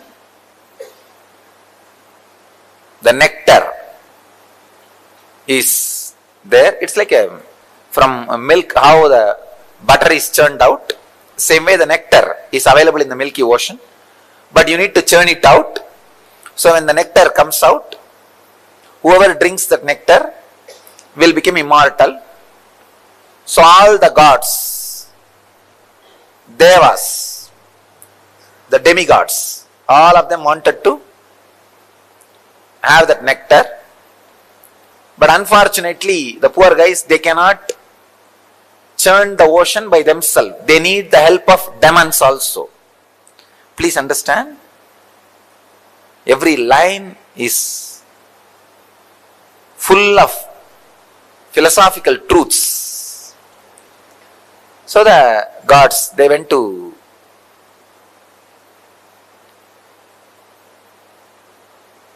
ask for the help of demons. Usually both of them always fight with each other. But the deal was struck that when the nectar comes out, off 50-50 share. So then because the share they agreed, after all they are brothers. Both of them have decided, all right, we will do it together. Then both of them go to their father, Brahma, ask Brahma, creator, we both have decided to churn the Milky Ocean and get the nectar out. Brahma was delighted and excited. Oh God, I have never seen both teams coming together. It is always an headache for me. One will come and snatch some boon from me and go and torture the other one. The other one will come and complain and take some other boon from me and go and torture the other one. This is a whole day is same work. First time both of you guys have come. Great. What do you want from me? They asked, we want your help and suggestion and guidance. How to go about? He said, you need the Shivas on which Shiva is sitting, the Meru hill, and on which Vishnu is lying down, the Vasugi, Adisesha, snake. You need the hill, Meru, Kailash as a spindle, and snake, largest snake in the world, on which Vishnu is lying down, the Adisesha as a rope. These guys thought, oh God, that's too much. How to go and ask? Brahma says, no, go and ask both of them, they will give you. It's not a problem at all. But they were not able to, these demons and demigods are not able to trust the Shiva and Vishnu. They directly went and struck a deal with the Kailash hill and the snake. They said, you guys come, cooperate, you will have one share of nectar. Finally, without the Shiva's blessing, Kailash came. Without the Vishnu's blessing, snake also came. And they started the churning. And the Kailash is the spindle. The snake is the rope. And one side, the demons, other side, the demigods. Even before starting the churning, the fight started. Who will be in the head side? Because head is always special. God said, we only will be in the head side. Demon said, no, we will be in the head side. You be in the tail side. Finally, somehow, Brahma intervened and advised, hey, allow the demons to be near the heads. Anyhow, they agreed. The demons were near the head and demigods were in the leg, feet, in the tail side. The churning has started. Suddenly, because neither Shiva gave permission to Meru, nor Vishnu gave permission to the snake, the hill has started sinking inside the ocean. How many of you have seen that churning in when they churn the milk for butter? The Indian villages with spindle, they will churn. The same way the churning has started. One side demons, one side gods, and it has started sinking, that spindle. Now big problem, what to do? They ran to Shiva. Shiva is just in Samadhi, nothing can be done. They ran to Vishnu. Vishnu thought it's too much, because not only that spindle is sinking, it is dragging the whole crowd inside the ocean, because all these guys are holding that rope. When that is sinking, naturally what will happen? The whole world is sinking, and there will be no population, no fun. What to do? Vishnu is supposed to be a protector. He rushes and he becomes a huge tortoise and lifts that spindle and holds that spindle on his back so that they can continue the churning. The hill will not be drowning and the people will not get drowned. Because he is a protector, he has to protect. So, Brahma created the chaos. Vishnu is protecting the chaos. The churning is going on. So many things came out. Like a kalpa vriksha, tree which gives whatever you want. Parijata, the eternal smelling flowers. Parijata, kalpa vriksha, ratna singhasana, shining throne. And Chintamani Griha, the house of diamonds. And everything, all the celestial thing, all the Ujjaisravas, that horse, Airavata, elephant, and Shamantaka, the most powerful, valuable jewel in the world. All of you should know that even in the modern day, the world's most costliest jewel is not that what is in the Washington. How many of you have seen that diamond? In the Washington there is one diamond. Washington Museum they have displayed. That is not the world's costliest. There is another one jewel which Venkateshwara is wearing, is the world's costliest. Still there is no, they are not able to put any value for it. Venkateshwara's right chest is having, on the Srivatsam they put, on Vaikuntha Ekadasi day they will put on those festival days. That huge, it's called Vaidurya. The ripe portion of Vaira, diamond. The diamond, if it is at least 1,000 years old, older than the diamond. I think this Vaidurya word is only a Sanskrit word. Because in the West, they don't know this concept of Vaidurya. It's like a wine, the old wine is valuable. The most stronger diamond, strongest diamond, Vaidurya, he wears. So that jewel is supposed to, it is supposed to have come out of the churning. And there is a one piece, only one piece available in the planet Earth that Venkateshwara is wearing. Anyhow, it's a story, we don't know what else. But all these things came out. Parijata, Kalpa Vriksha, Chindamani Griha, and Airavata. Airavata is the four tusk elephant. 4 tusks, not 2. So all these celestial things came out. And the funny part is, when all these things came out, each one went and grabbed. It's mine, it is mine, it is mine. When Parijata came out, Indra went and grabbed.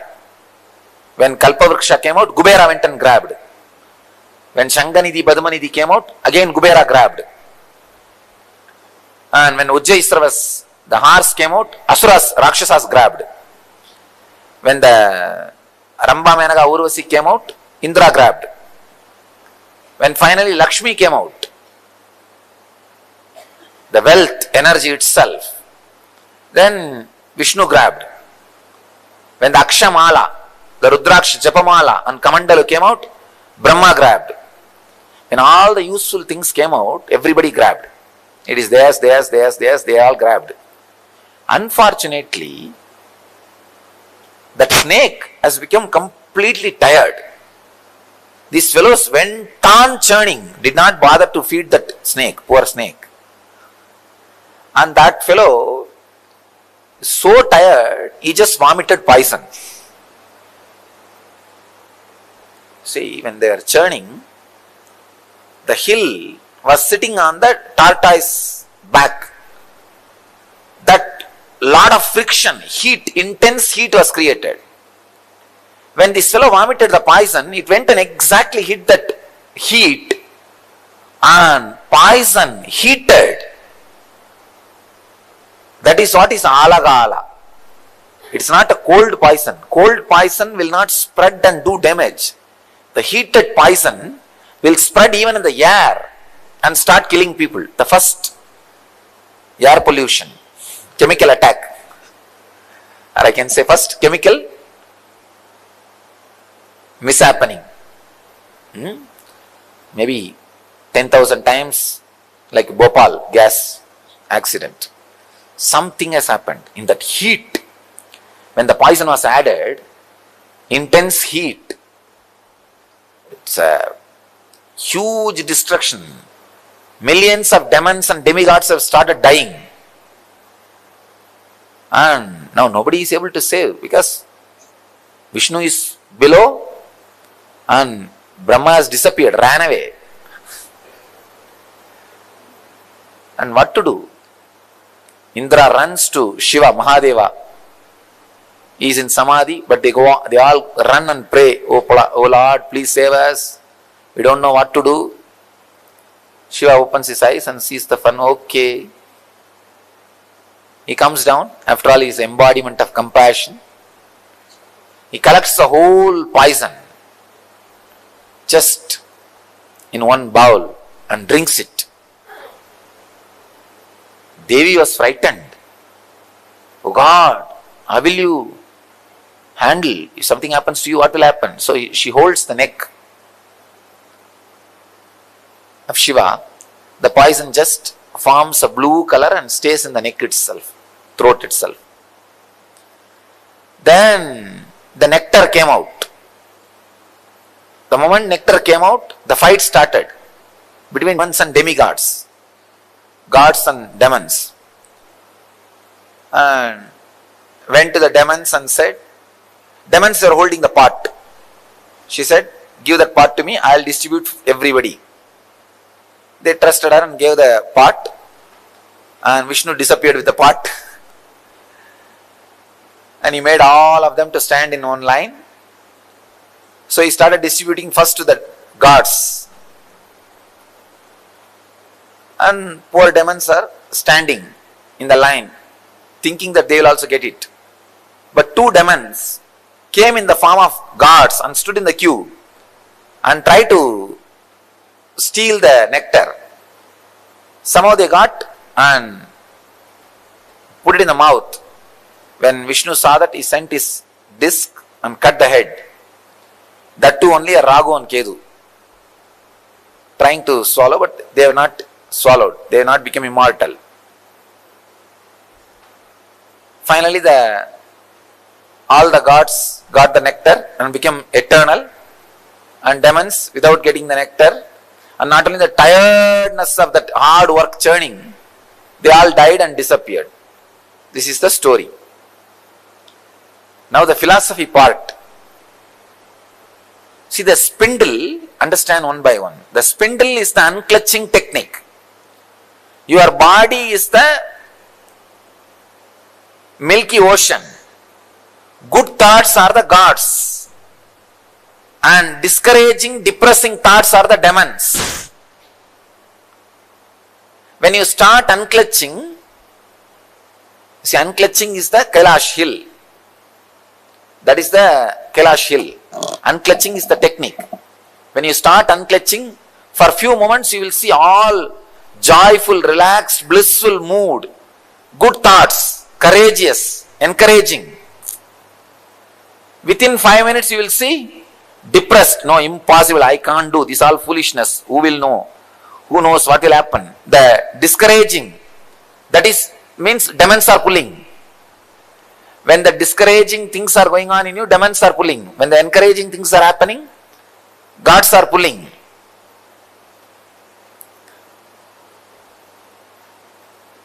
The tortoise below, holding without the spindle sinking, is the encouragement which you get from master. Come on, do it. Don't allow sinking.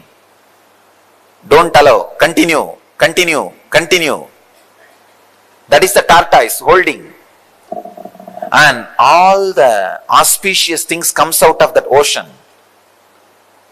Like Kalpavriksha or gems, jewels, wealth.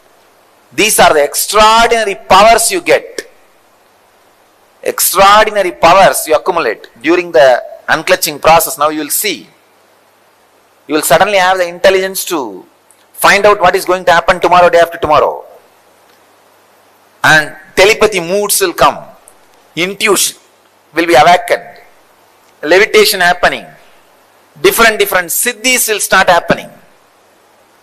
These are the extraordinary powers, things coming out of the churning. But be very clear, don't be stuck with it. Don't be stuck with it. They will all come and don't bother about it. Don't bother much about it. You will have wealth. Whole life is this churning only. And the way many things comes out. So many things comes out. Your body will become so alive, ecstatic. These are all different products coming out during the churning. Then finally, the heavy, unbearable, dead-end depression. That is what is alagala visha. Alagala poison. Deep hatred towards everything, including master. Unable to trust anything. Every seeker will go through this mood at some point. At some point, every seeker will go through. That is the alahala poison. At that moment, you should have the intelligence to run to Shiva, Guru.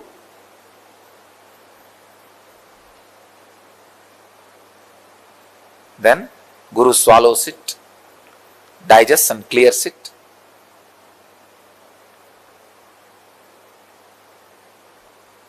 After that, when the churning happens, only then the nectar comes out, enlightenment. Even when the enlightenment comes, some of the demonic thoughts will try to become immortal in you. But protector, Vishnu will take care. The Guru's grace is Vishnu. Guru is Shiva, Guru's grace is Vishnu. He will take care that demons don't become immortal. So all the good sacred sentiments you had will drink the nectar and become immortal. And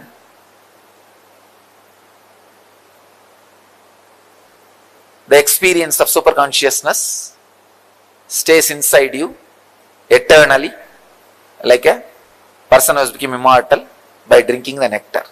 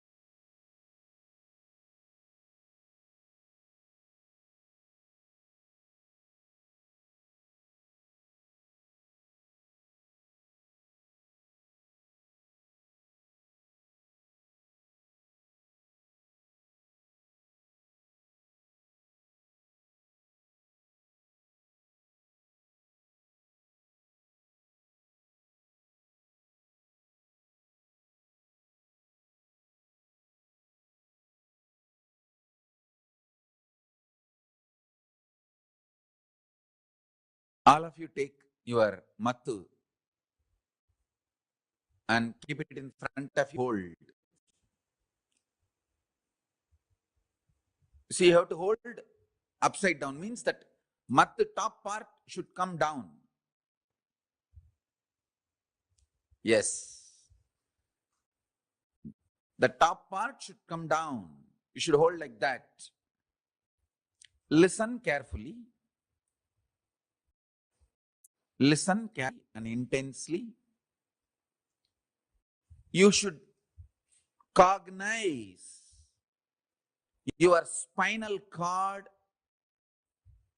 Your Merudanda is the mattu you are holding in the hand. Listen.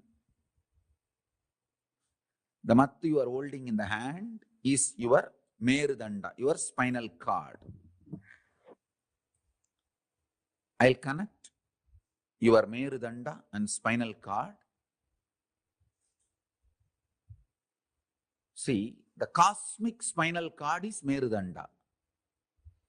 Your spinal cord will now become cosmic spinal cord. And I'll connect your Merudanda with intense Kundalini Shakti. I'll explain step by step. The first thing you need to know is extreme non-violence. Paramashanta Swarupa. Then it is in extreme non-violence. The cosmic energy will start flowing in you. You will be in tune with cosmic energy. Listen, it is very easy to brainwash human beings become terrorists because man basically is violent, angry. If you just convince his logic,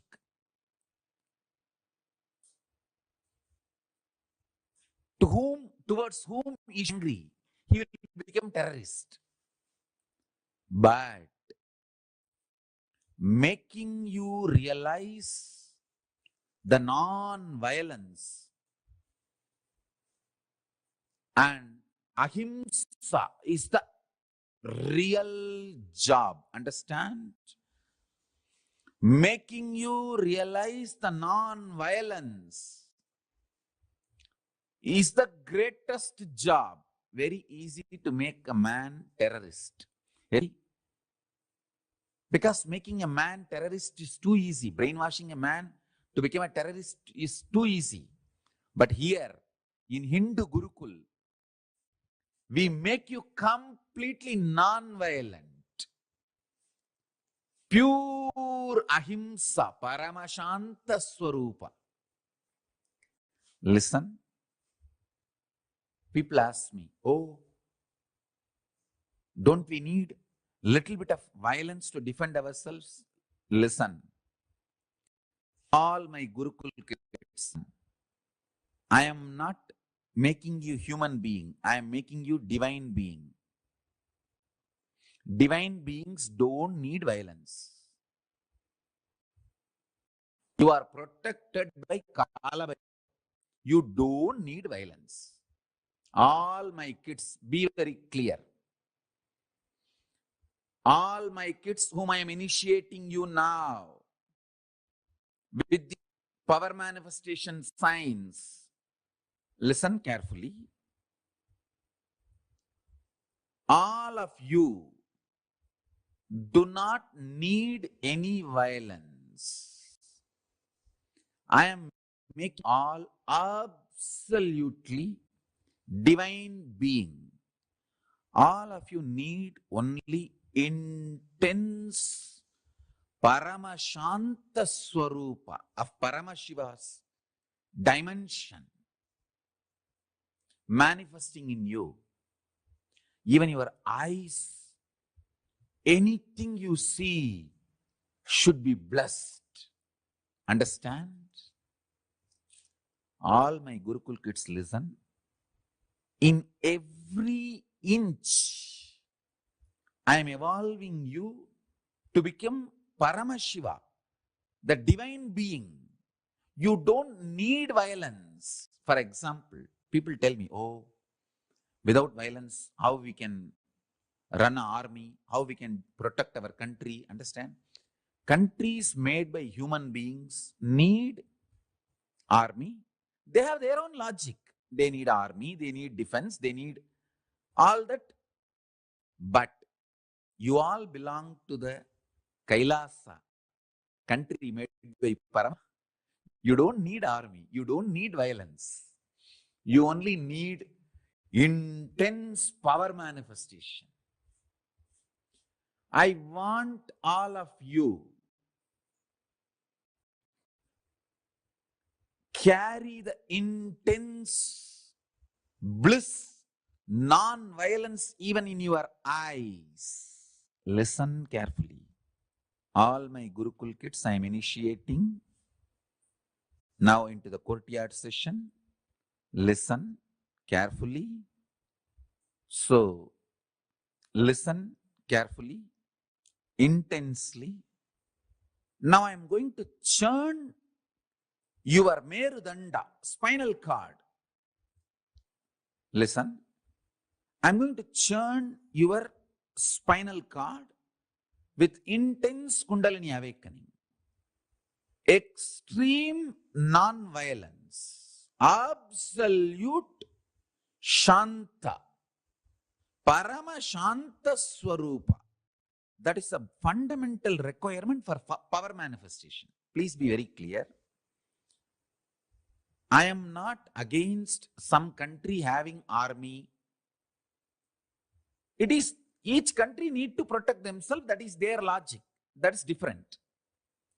Here I am preparing all of you to become gods, goddesses. Kailasa does not need any army. You are part of the great cosmic nation. Paramashiva's cosmic. You don't need violence. You are getting prepared for enlightenment. You are getting prepared for power manifestation. Now, I am initiating. I give you the assurance. Kala Bhairava is protecting you. You do not need any violence, any anger, any self-defense mechanism. All of you listen. Kala Bhairava is protecting you. You don't need any violence. You don't need any anger. You don't need anything to defend yourself or any reactionary assumptions. Just rest in Paramashanta Swarupa, Paramashiva. All the kids whom I am initiating now, listen carefully. This is the boon, powerful cognition I am giving it to you. If you want to test the power of this powerful cognition, go and tell this same to any rose plant in Bididi. They will just drop the thorns. Understand? This is a powerful science. The powerful science. Earlier we had kids growing the rose plants without thorn. Now start again. You cannot touch the plant. Sit next to the plant and tell, Paramashiva has blessed me. I am protected by Kala Bhairava. I don't need violence. Praying to Kala Bhairava, connecting with Kala Bhairava, I give you abhaya. You are protected by Kala Bhairava. You don't need any defense. Drop the thorn. Power of your cognition. The plants will drop the thorn. There you can test the power of the initiation I am giving you now. This is the first step. Understand cheap people. Aim of defense. Justify their violence and anger which actually kills them. All of you are Subramanya, prince and princess of Paramashiva. You don't need any defense. Paramashiva is protecting you. Kala Bhairava is protecting you. Don't worry. Only cheap people need their own defense. Actually, they don't need defense, but they justify their violence with the idea that they need to defend themselves. Forget about all of that. All Gurukul Balasans, you guys listen. Listen to this very deeply, very clearly, and cognize it.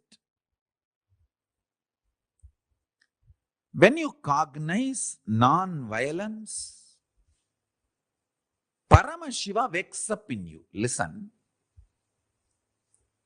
Egoham Bhagushyamaha. Paramashiva, when he manifests, when one becomes many, first thing he says, let me become many to celebrate me. A non-violent wake from the sleep in this way only. Listen carefully. See, every morning, from Samadhi, first thing, why I am waking up? See, in Samadhi I am one. Why I am becoming many? The first thing, I am becoming to enjoy myself. I am waking up for my Gurukul kids who are my own. See, each of you are me becoming many. I just remember, I wake up to celebrate myself, one becoming many, and manifesting me.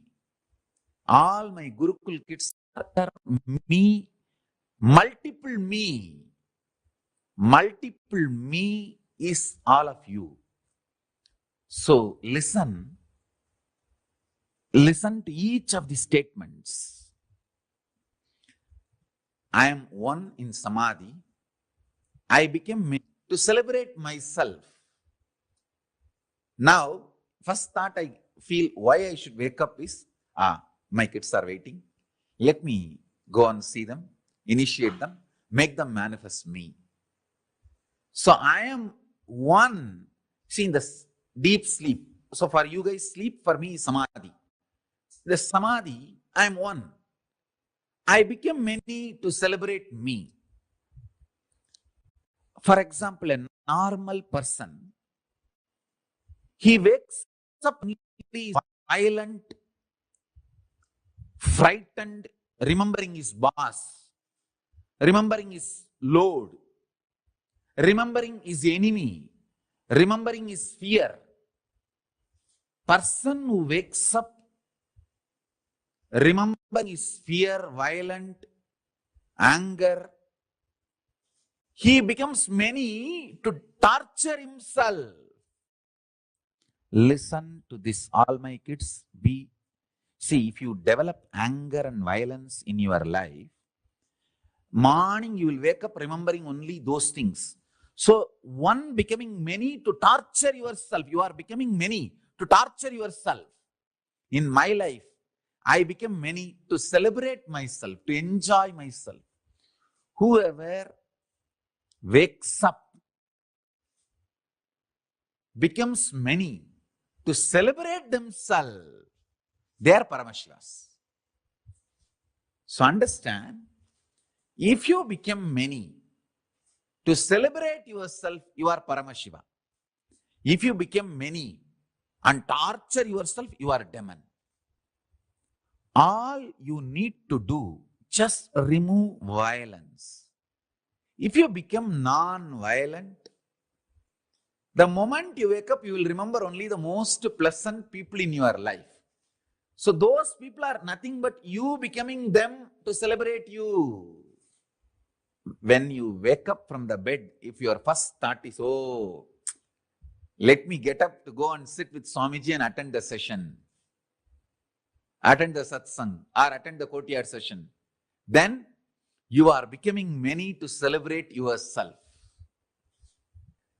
Morning when you wake up itself, if you remember your boss, or your enemies, or the people who torture you, or people who are abusing you, or people with whom you have anger, you have violence, incompletion, morning itself, if you remember them, then you are becoming many to torture yourself. Understand? You have to churn and bring yourself to completion, to the level morning first thought should be the most pleasant people and beings of your life. Because in your sleep you are one. One, when you wake up you are becoming many. That one becoming many should be only for the purpose of celebration. Let me become many to celebrate my existence. Actually, every morning, when I wake up, first thing, let me become many. Means all my disciples, people who love me, enjoy me, waiting to see me all over the world. Let me become many, to manifest me in all of them and celebrate me. That's all. I can download the whole Kailasa into you. And I also wanted to announce, all this initiation I am giving, I am making it available to all of you all over the world. If you all cognize what I am talking and start internalizing, cognizing, this power manifestation will work for all of you also, wherever you are. I am working focused on the Gurukul kids because I am making divine beings to serve the whole world. Understand? When a Gurukul Balasant manifests powers, it is not just for him, it is for the whole world. He is going to be the Sakshi Pramana for Kailasa. He or she is going to be direct prince and princesses of Kailasa. So I am directly working with them. But this initiation, I am opening it. The spiritual component, I am opening it to all of you, the whole world. All of you can enjoy. So the initiation, I am opening it to all of you, whole world. Wherever you are, you can practice. You can bring these powerful cognitions into you. And you can start power manifestation wherever you are. One of your brother disciple, he has a long jata. You may be having little anger. Or Swamiji calls his name, not my name. Even with those small anger, you should complete. Mukkayam tavirka. Tirumular says, Mukkayam means Vengayam, Perungayam, and Ulkayam. That's a pundu. Asafoetida, onion, garlic. These three should not be eaten because these three invokes delusion in you, which puts you in anger, violence, and which makes you justify your anger. Now, once you manifest this Rasa Siddham, means this power manifestation, you will be given onion, garlic, asafoetida food for 1 week. Even after eating that food for 1 week, you should not have any incompletion, negativity, violence when you wake up early morning. That is the test. That much you should become pure. Then you radiate the power of ahimsa, non-violence. See, now what I am sharing with you is the clear Rasa Siddham, step by step. What is the powerful cognition? And what is the power you are going to manifest? Then how your system should be tested to hold that power. So now, I am going to churn the Merudanda. By churning the Meru, I will awaken your Kundalini Shakti intensely. Once the Kundalini Shakti is awakened today, now itself, within next few minutes, you can start moving the matter with very absolute oneness, non-violence. Absolute non-violence and oneness. You tell any matter, I am becoming many. To celebrate myself, you are me, I am you. Come on. Just call, that matter will come towards you. That's all. Now, the first step. Cognize your Merudanda, the mattu in your hand, and your spine is one and the same. Hold that mattu in your hand like this, hold inside, upside down. Sit in Padmasana. I made Padmasana without touching the leg. Listen, see here. Without touching the leg, you should sit in Padmasana. My kids should be yogis. You should not touch the leg. After sitting in Padmasana, you can touch. But when you are sitting in Padmasana, you should not touch the leg. My kids should be yogis. Come on. Now hold. The mattu, top side should be bottom. Keep on the floor and hold. Visualize, cognize your spine and the mattu is one and the same.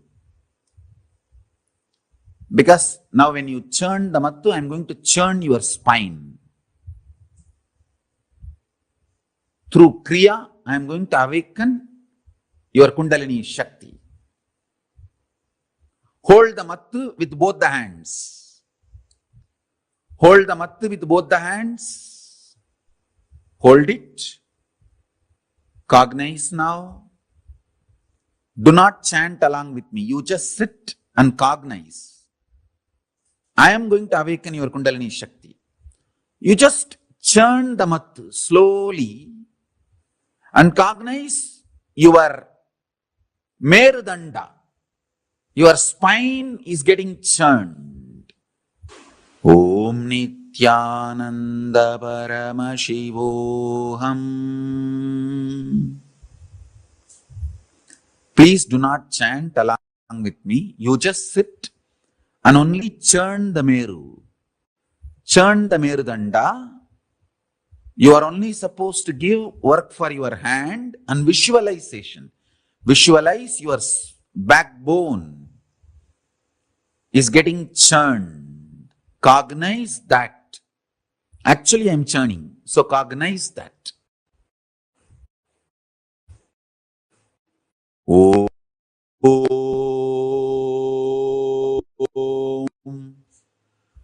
Paramashivoham. Om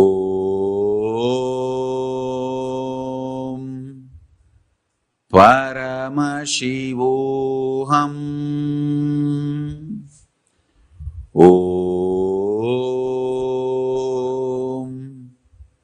Paramashivoham.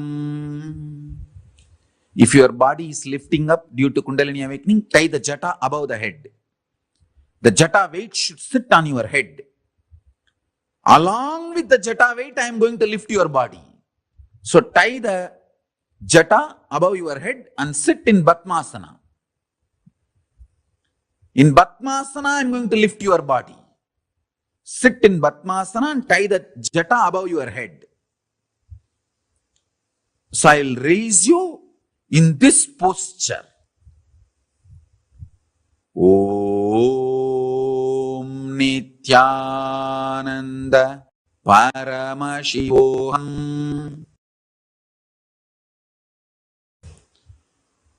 Om Nithyananda Paramashivoham.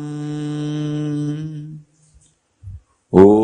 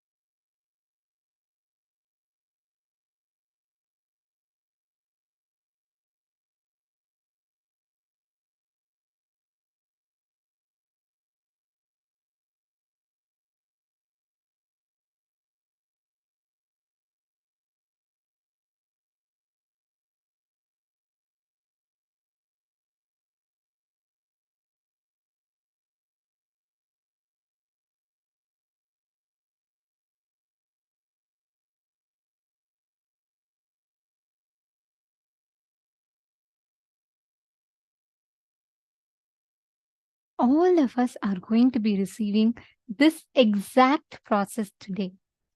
The Rasa Siddham process, like Swamiji revealed to us so beautifully, this is the secret, this is the initiation that Swamiji gives to his own extensions. And today, all of us are going to be receiving this powerful process.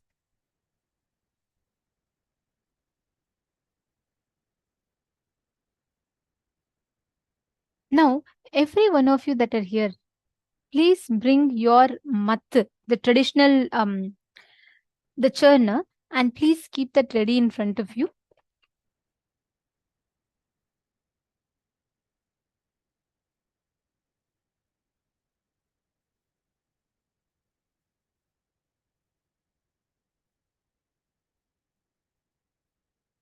Come, Martin. Seema, don't worry. Like Swamiji said, if you do not have one, do not replace with plastic. You should only have it in metal or wood. It should not be in plastic. If you do not have one, then you just visualize your churning and move your hands in that movement.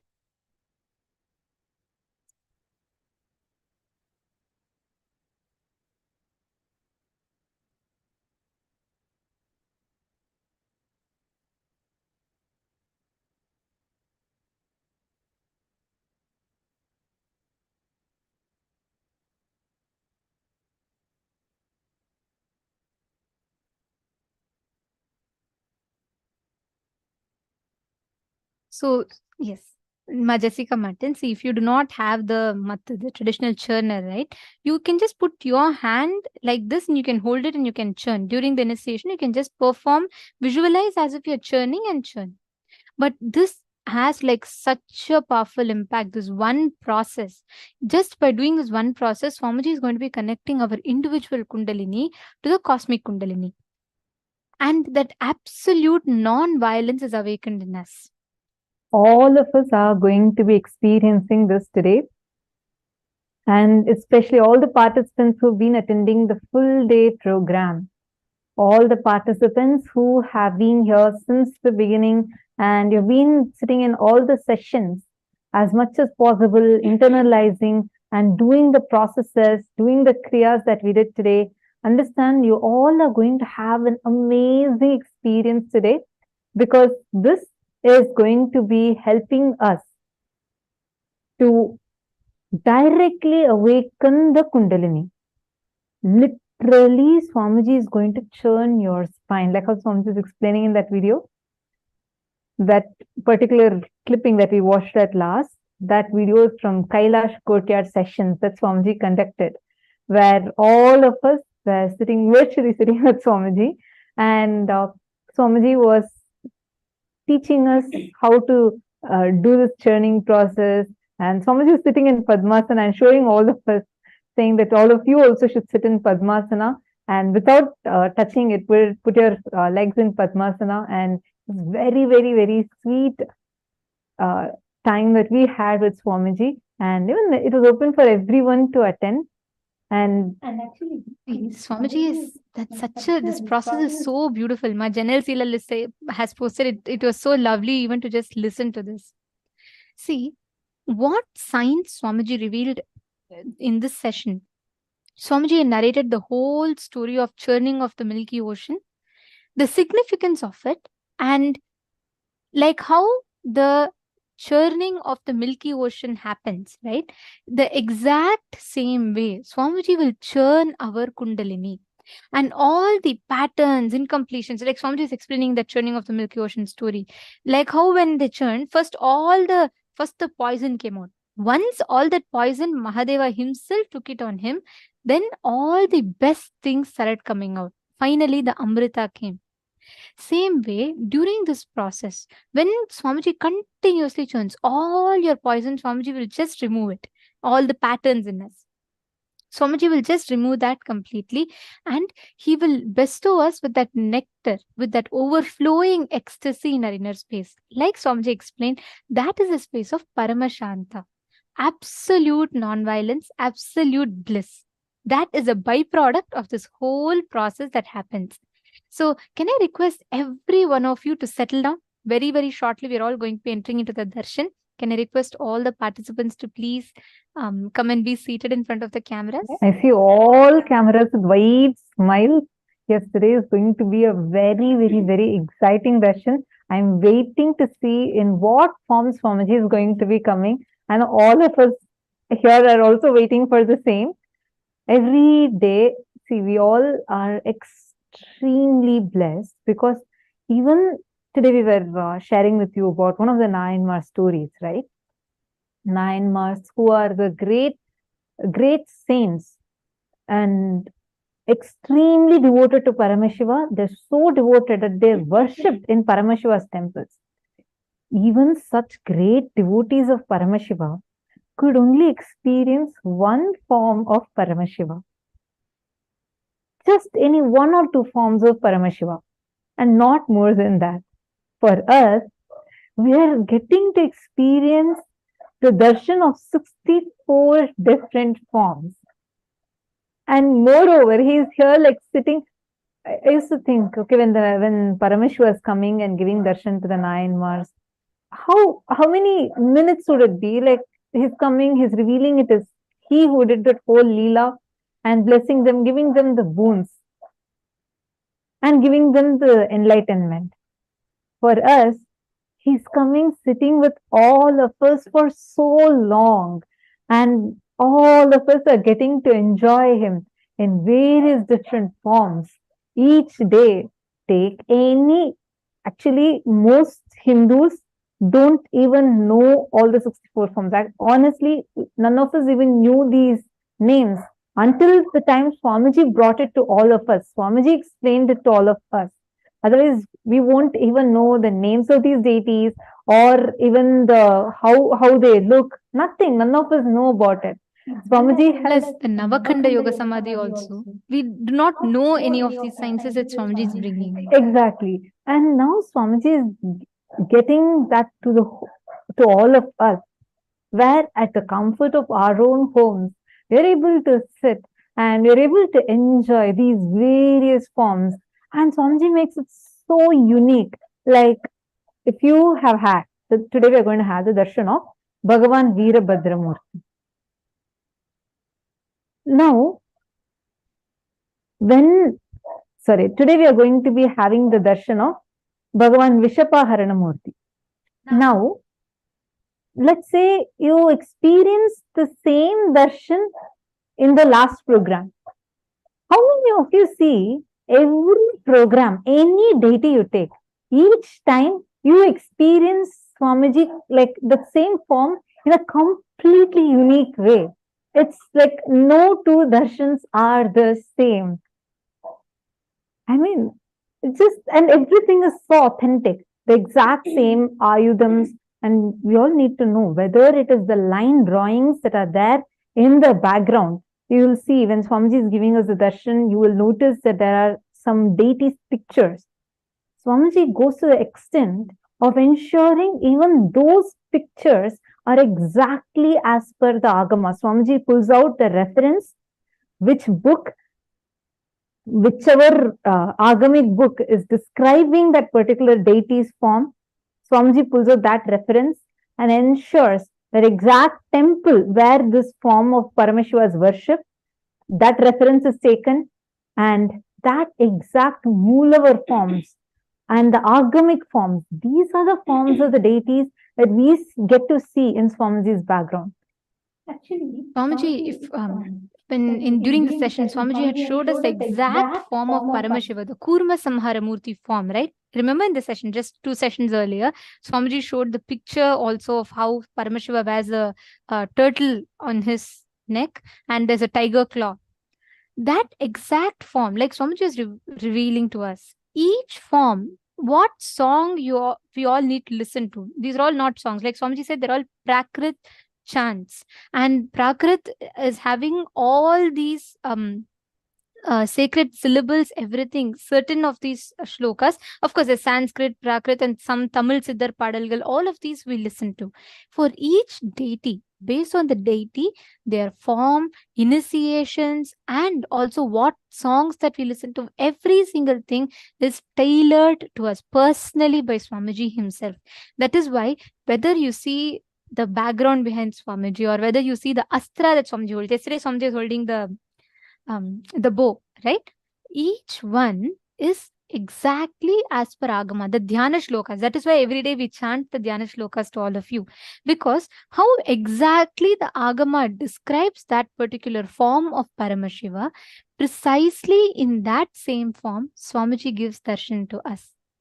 And like today, especially when we are going to be experiencing the form of Paramashiva as Simhagna Murti, where he, as Sarabheshwara, he gives liberation to the Narasimha Avatara of Mahavishnu. Every form we are going to be experiencing today. All these various forms are the forms of Paramashiva, where he gives liberation to various deities of Mahavishnu. Whenever Mahavishnu had incarnated, to liberate him from that body, Paramashiva takes an incarnation, an avatar, and gives the liberation. And you'll see the exact, you can listen to the songs, you'll see the exact song as per the deity with the mantra, which will awaken your Kundalini, which will exactly awaken the qualities of those deities in us. Those songs will be played.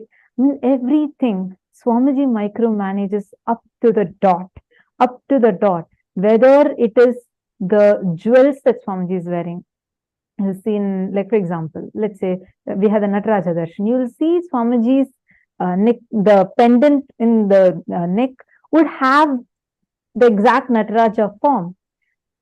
Like this, every single bit, just for us to have the best, most authentic experience, Swamiji gives this to all of us.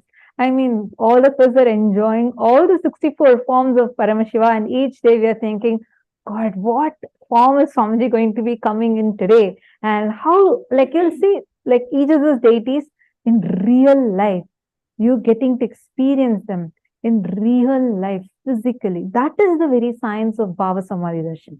Understand, when we say the deities, gods, they are real, they exist.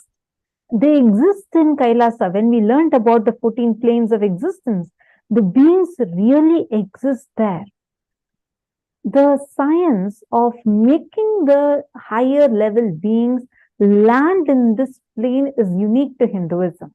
And there's even more rare science, which is only known to a small group of Hindus, which is the science of Bhava Samadhi Darshan, where when an avatar descends, he embodies, he can, like Swamiji explains, that our consciousness is actually like an airport where the divine beings can land in.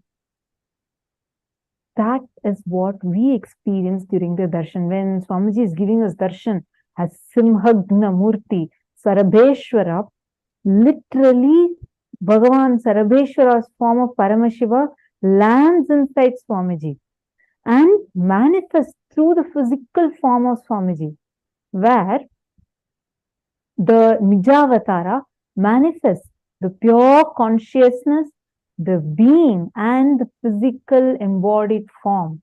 All the three of those deities, that is called as Bhava Samadhi Darshan. This science is extremely sacred, secret, rare science, known only to the Hindus.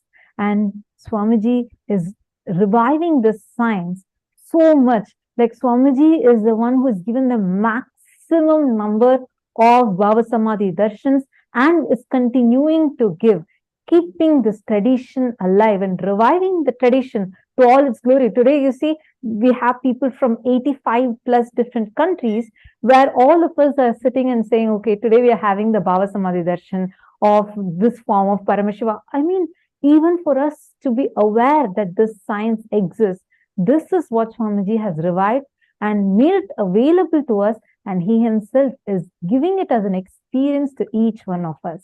And in these forms of Paramashiva, powerful Rasa Siddha process. us are preparing for the darshan today, let us all get ready to receive this powerful initiation. And also, we have a very beautiful announcement to all the participants here. We all see each day Swamiji blesses a group of Shakti Darshan participants, right? But Swamiji himself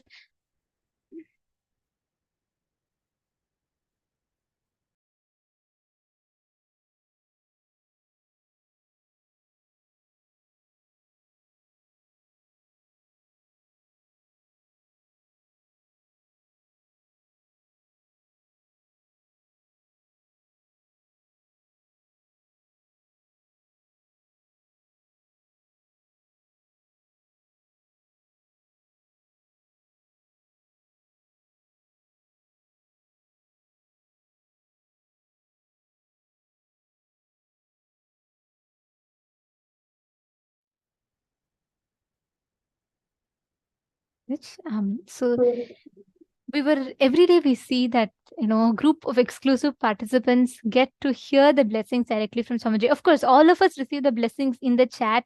We all get the blessings directly from Swamiji in the chat. But every day, the Shakti Darshan participants, they all get the blessings directly, where Swamiji calls their names and Swamiji blesses each one. They're all the participants who have offered the Pratyaksha Pada Puja to Swamiji, and they're all receiving the blessings after they offer the Pratyaksha Pada Puja to Swamiji. And many of you had requested even yesterday that how you can offer to Swamiji and how you can get these blessings from Swamiji. So on the coming September 19th of September, on the auspicious occasion of Ganesha Chaturthi, every one of you have this amazing opportunity of offering the Pratyaksha Pada Puja. Yesterday we had shared with you all. To all the participants, just to make sure none of you are missing it once again, we'd like to take you all through very quickly. We'll share the link in the chat for all of you. The support desk team will be posting the link in the chat. On the 19th of September, Swamiji himself will be accepting the Pratyaksha Pada Puja and the Tulabharam Seva. We will be explaining to you all more on that elaborately. But the Pratyaksha Pada Puja is where you can offer your love, your gratitude to Swamiji in the form of Pratyaksha Pada Puja.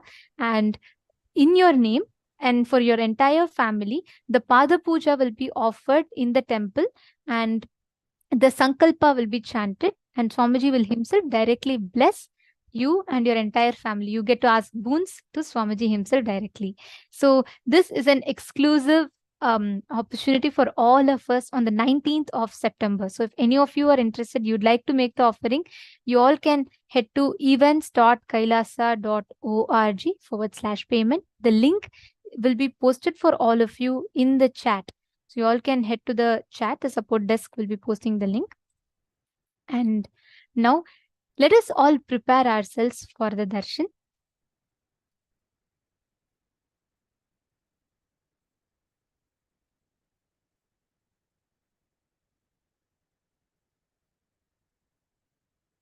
Dhyana Shloka of Vishapa Murti form of Paramashiva. One of the forms which we are going to be having the darshan of today. Today we are going to be having the darshan of Simhagna Murti and Matsya Samhara Murti, Vishapa Murti, Kurma Samhara Murti and Varaha Samhara Murti forms of Paramashiva. Actually, as per the Hindu calendar, today is Ajay Ekadashi. Today is a day which is very auspicious for the worship of Bhagavan Vishnu. And today we are having the forms of Paramashiva, in which Paramashiva manifested and gave the breakthrough to Bhagavan Vishnu himself, liberating even Bhagavan Mahavishnu himself. So today, as per the Tithi, it is Ajay Ekadashi. So it's a very auspicious day to connect and have the darshans of these forms of Paramashiva. So let us now chant the Dhyana Shloka.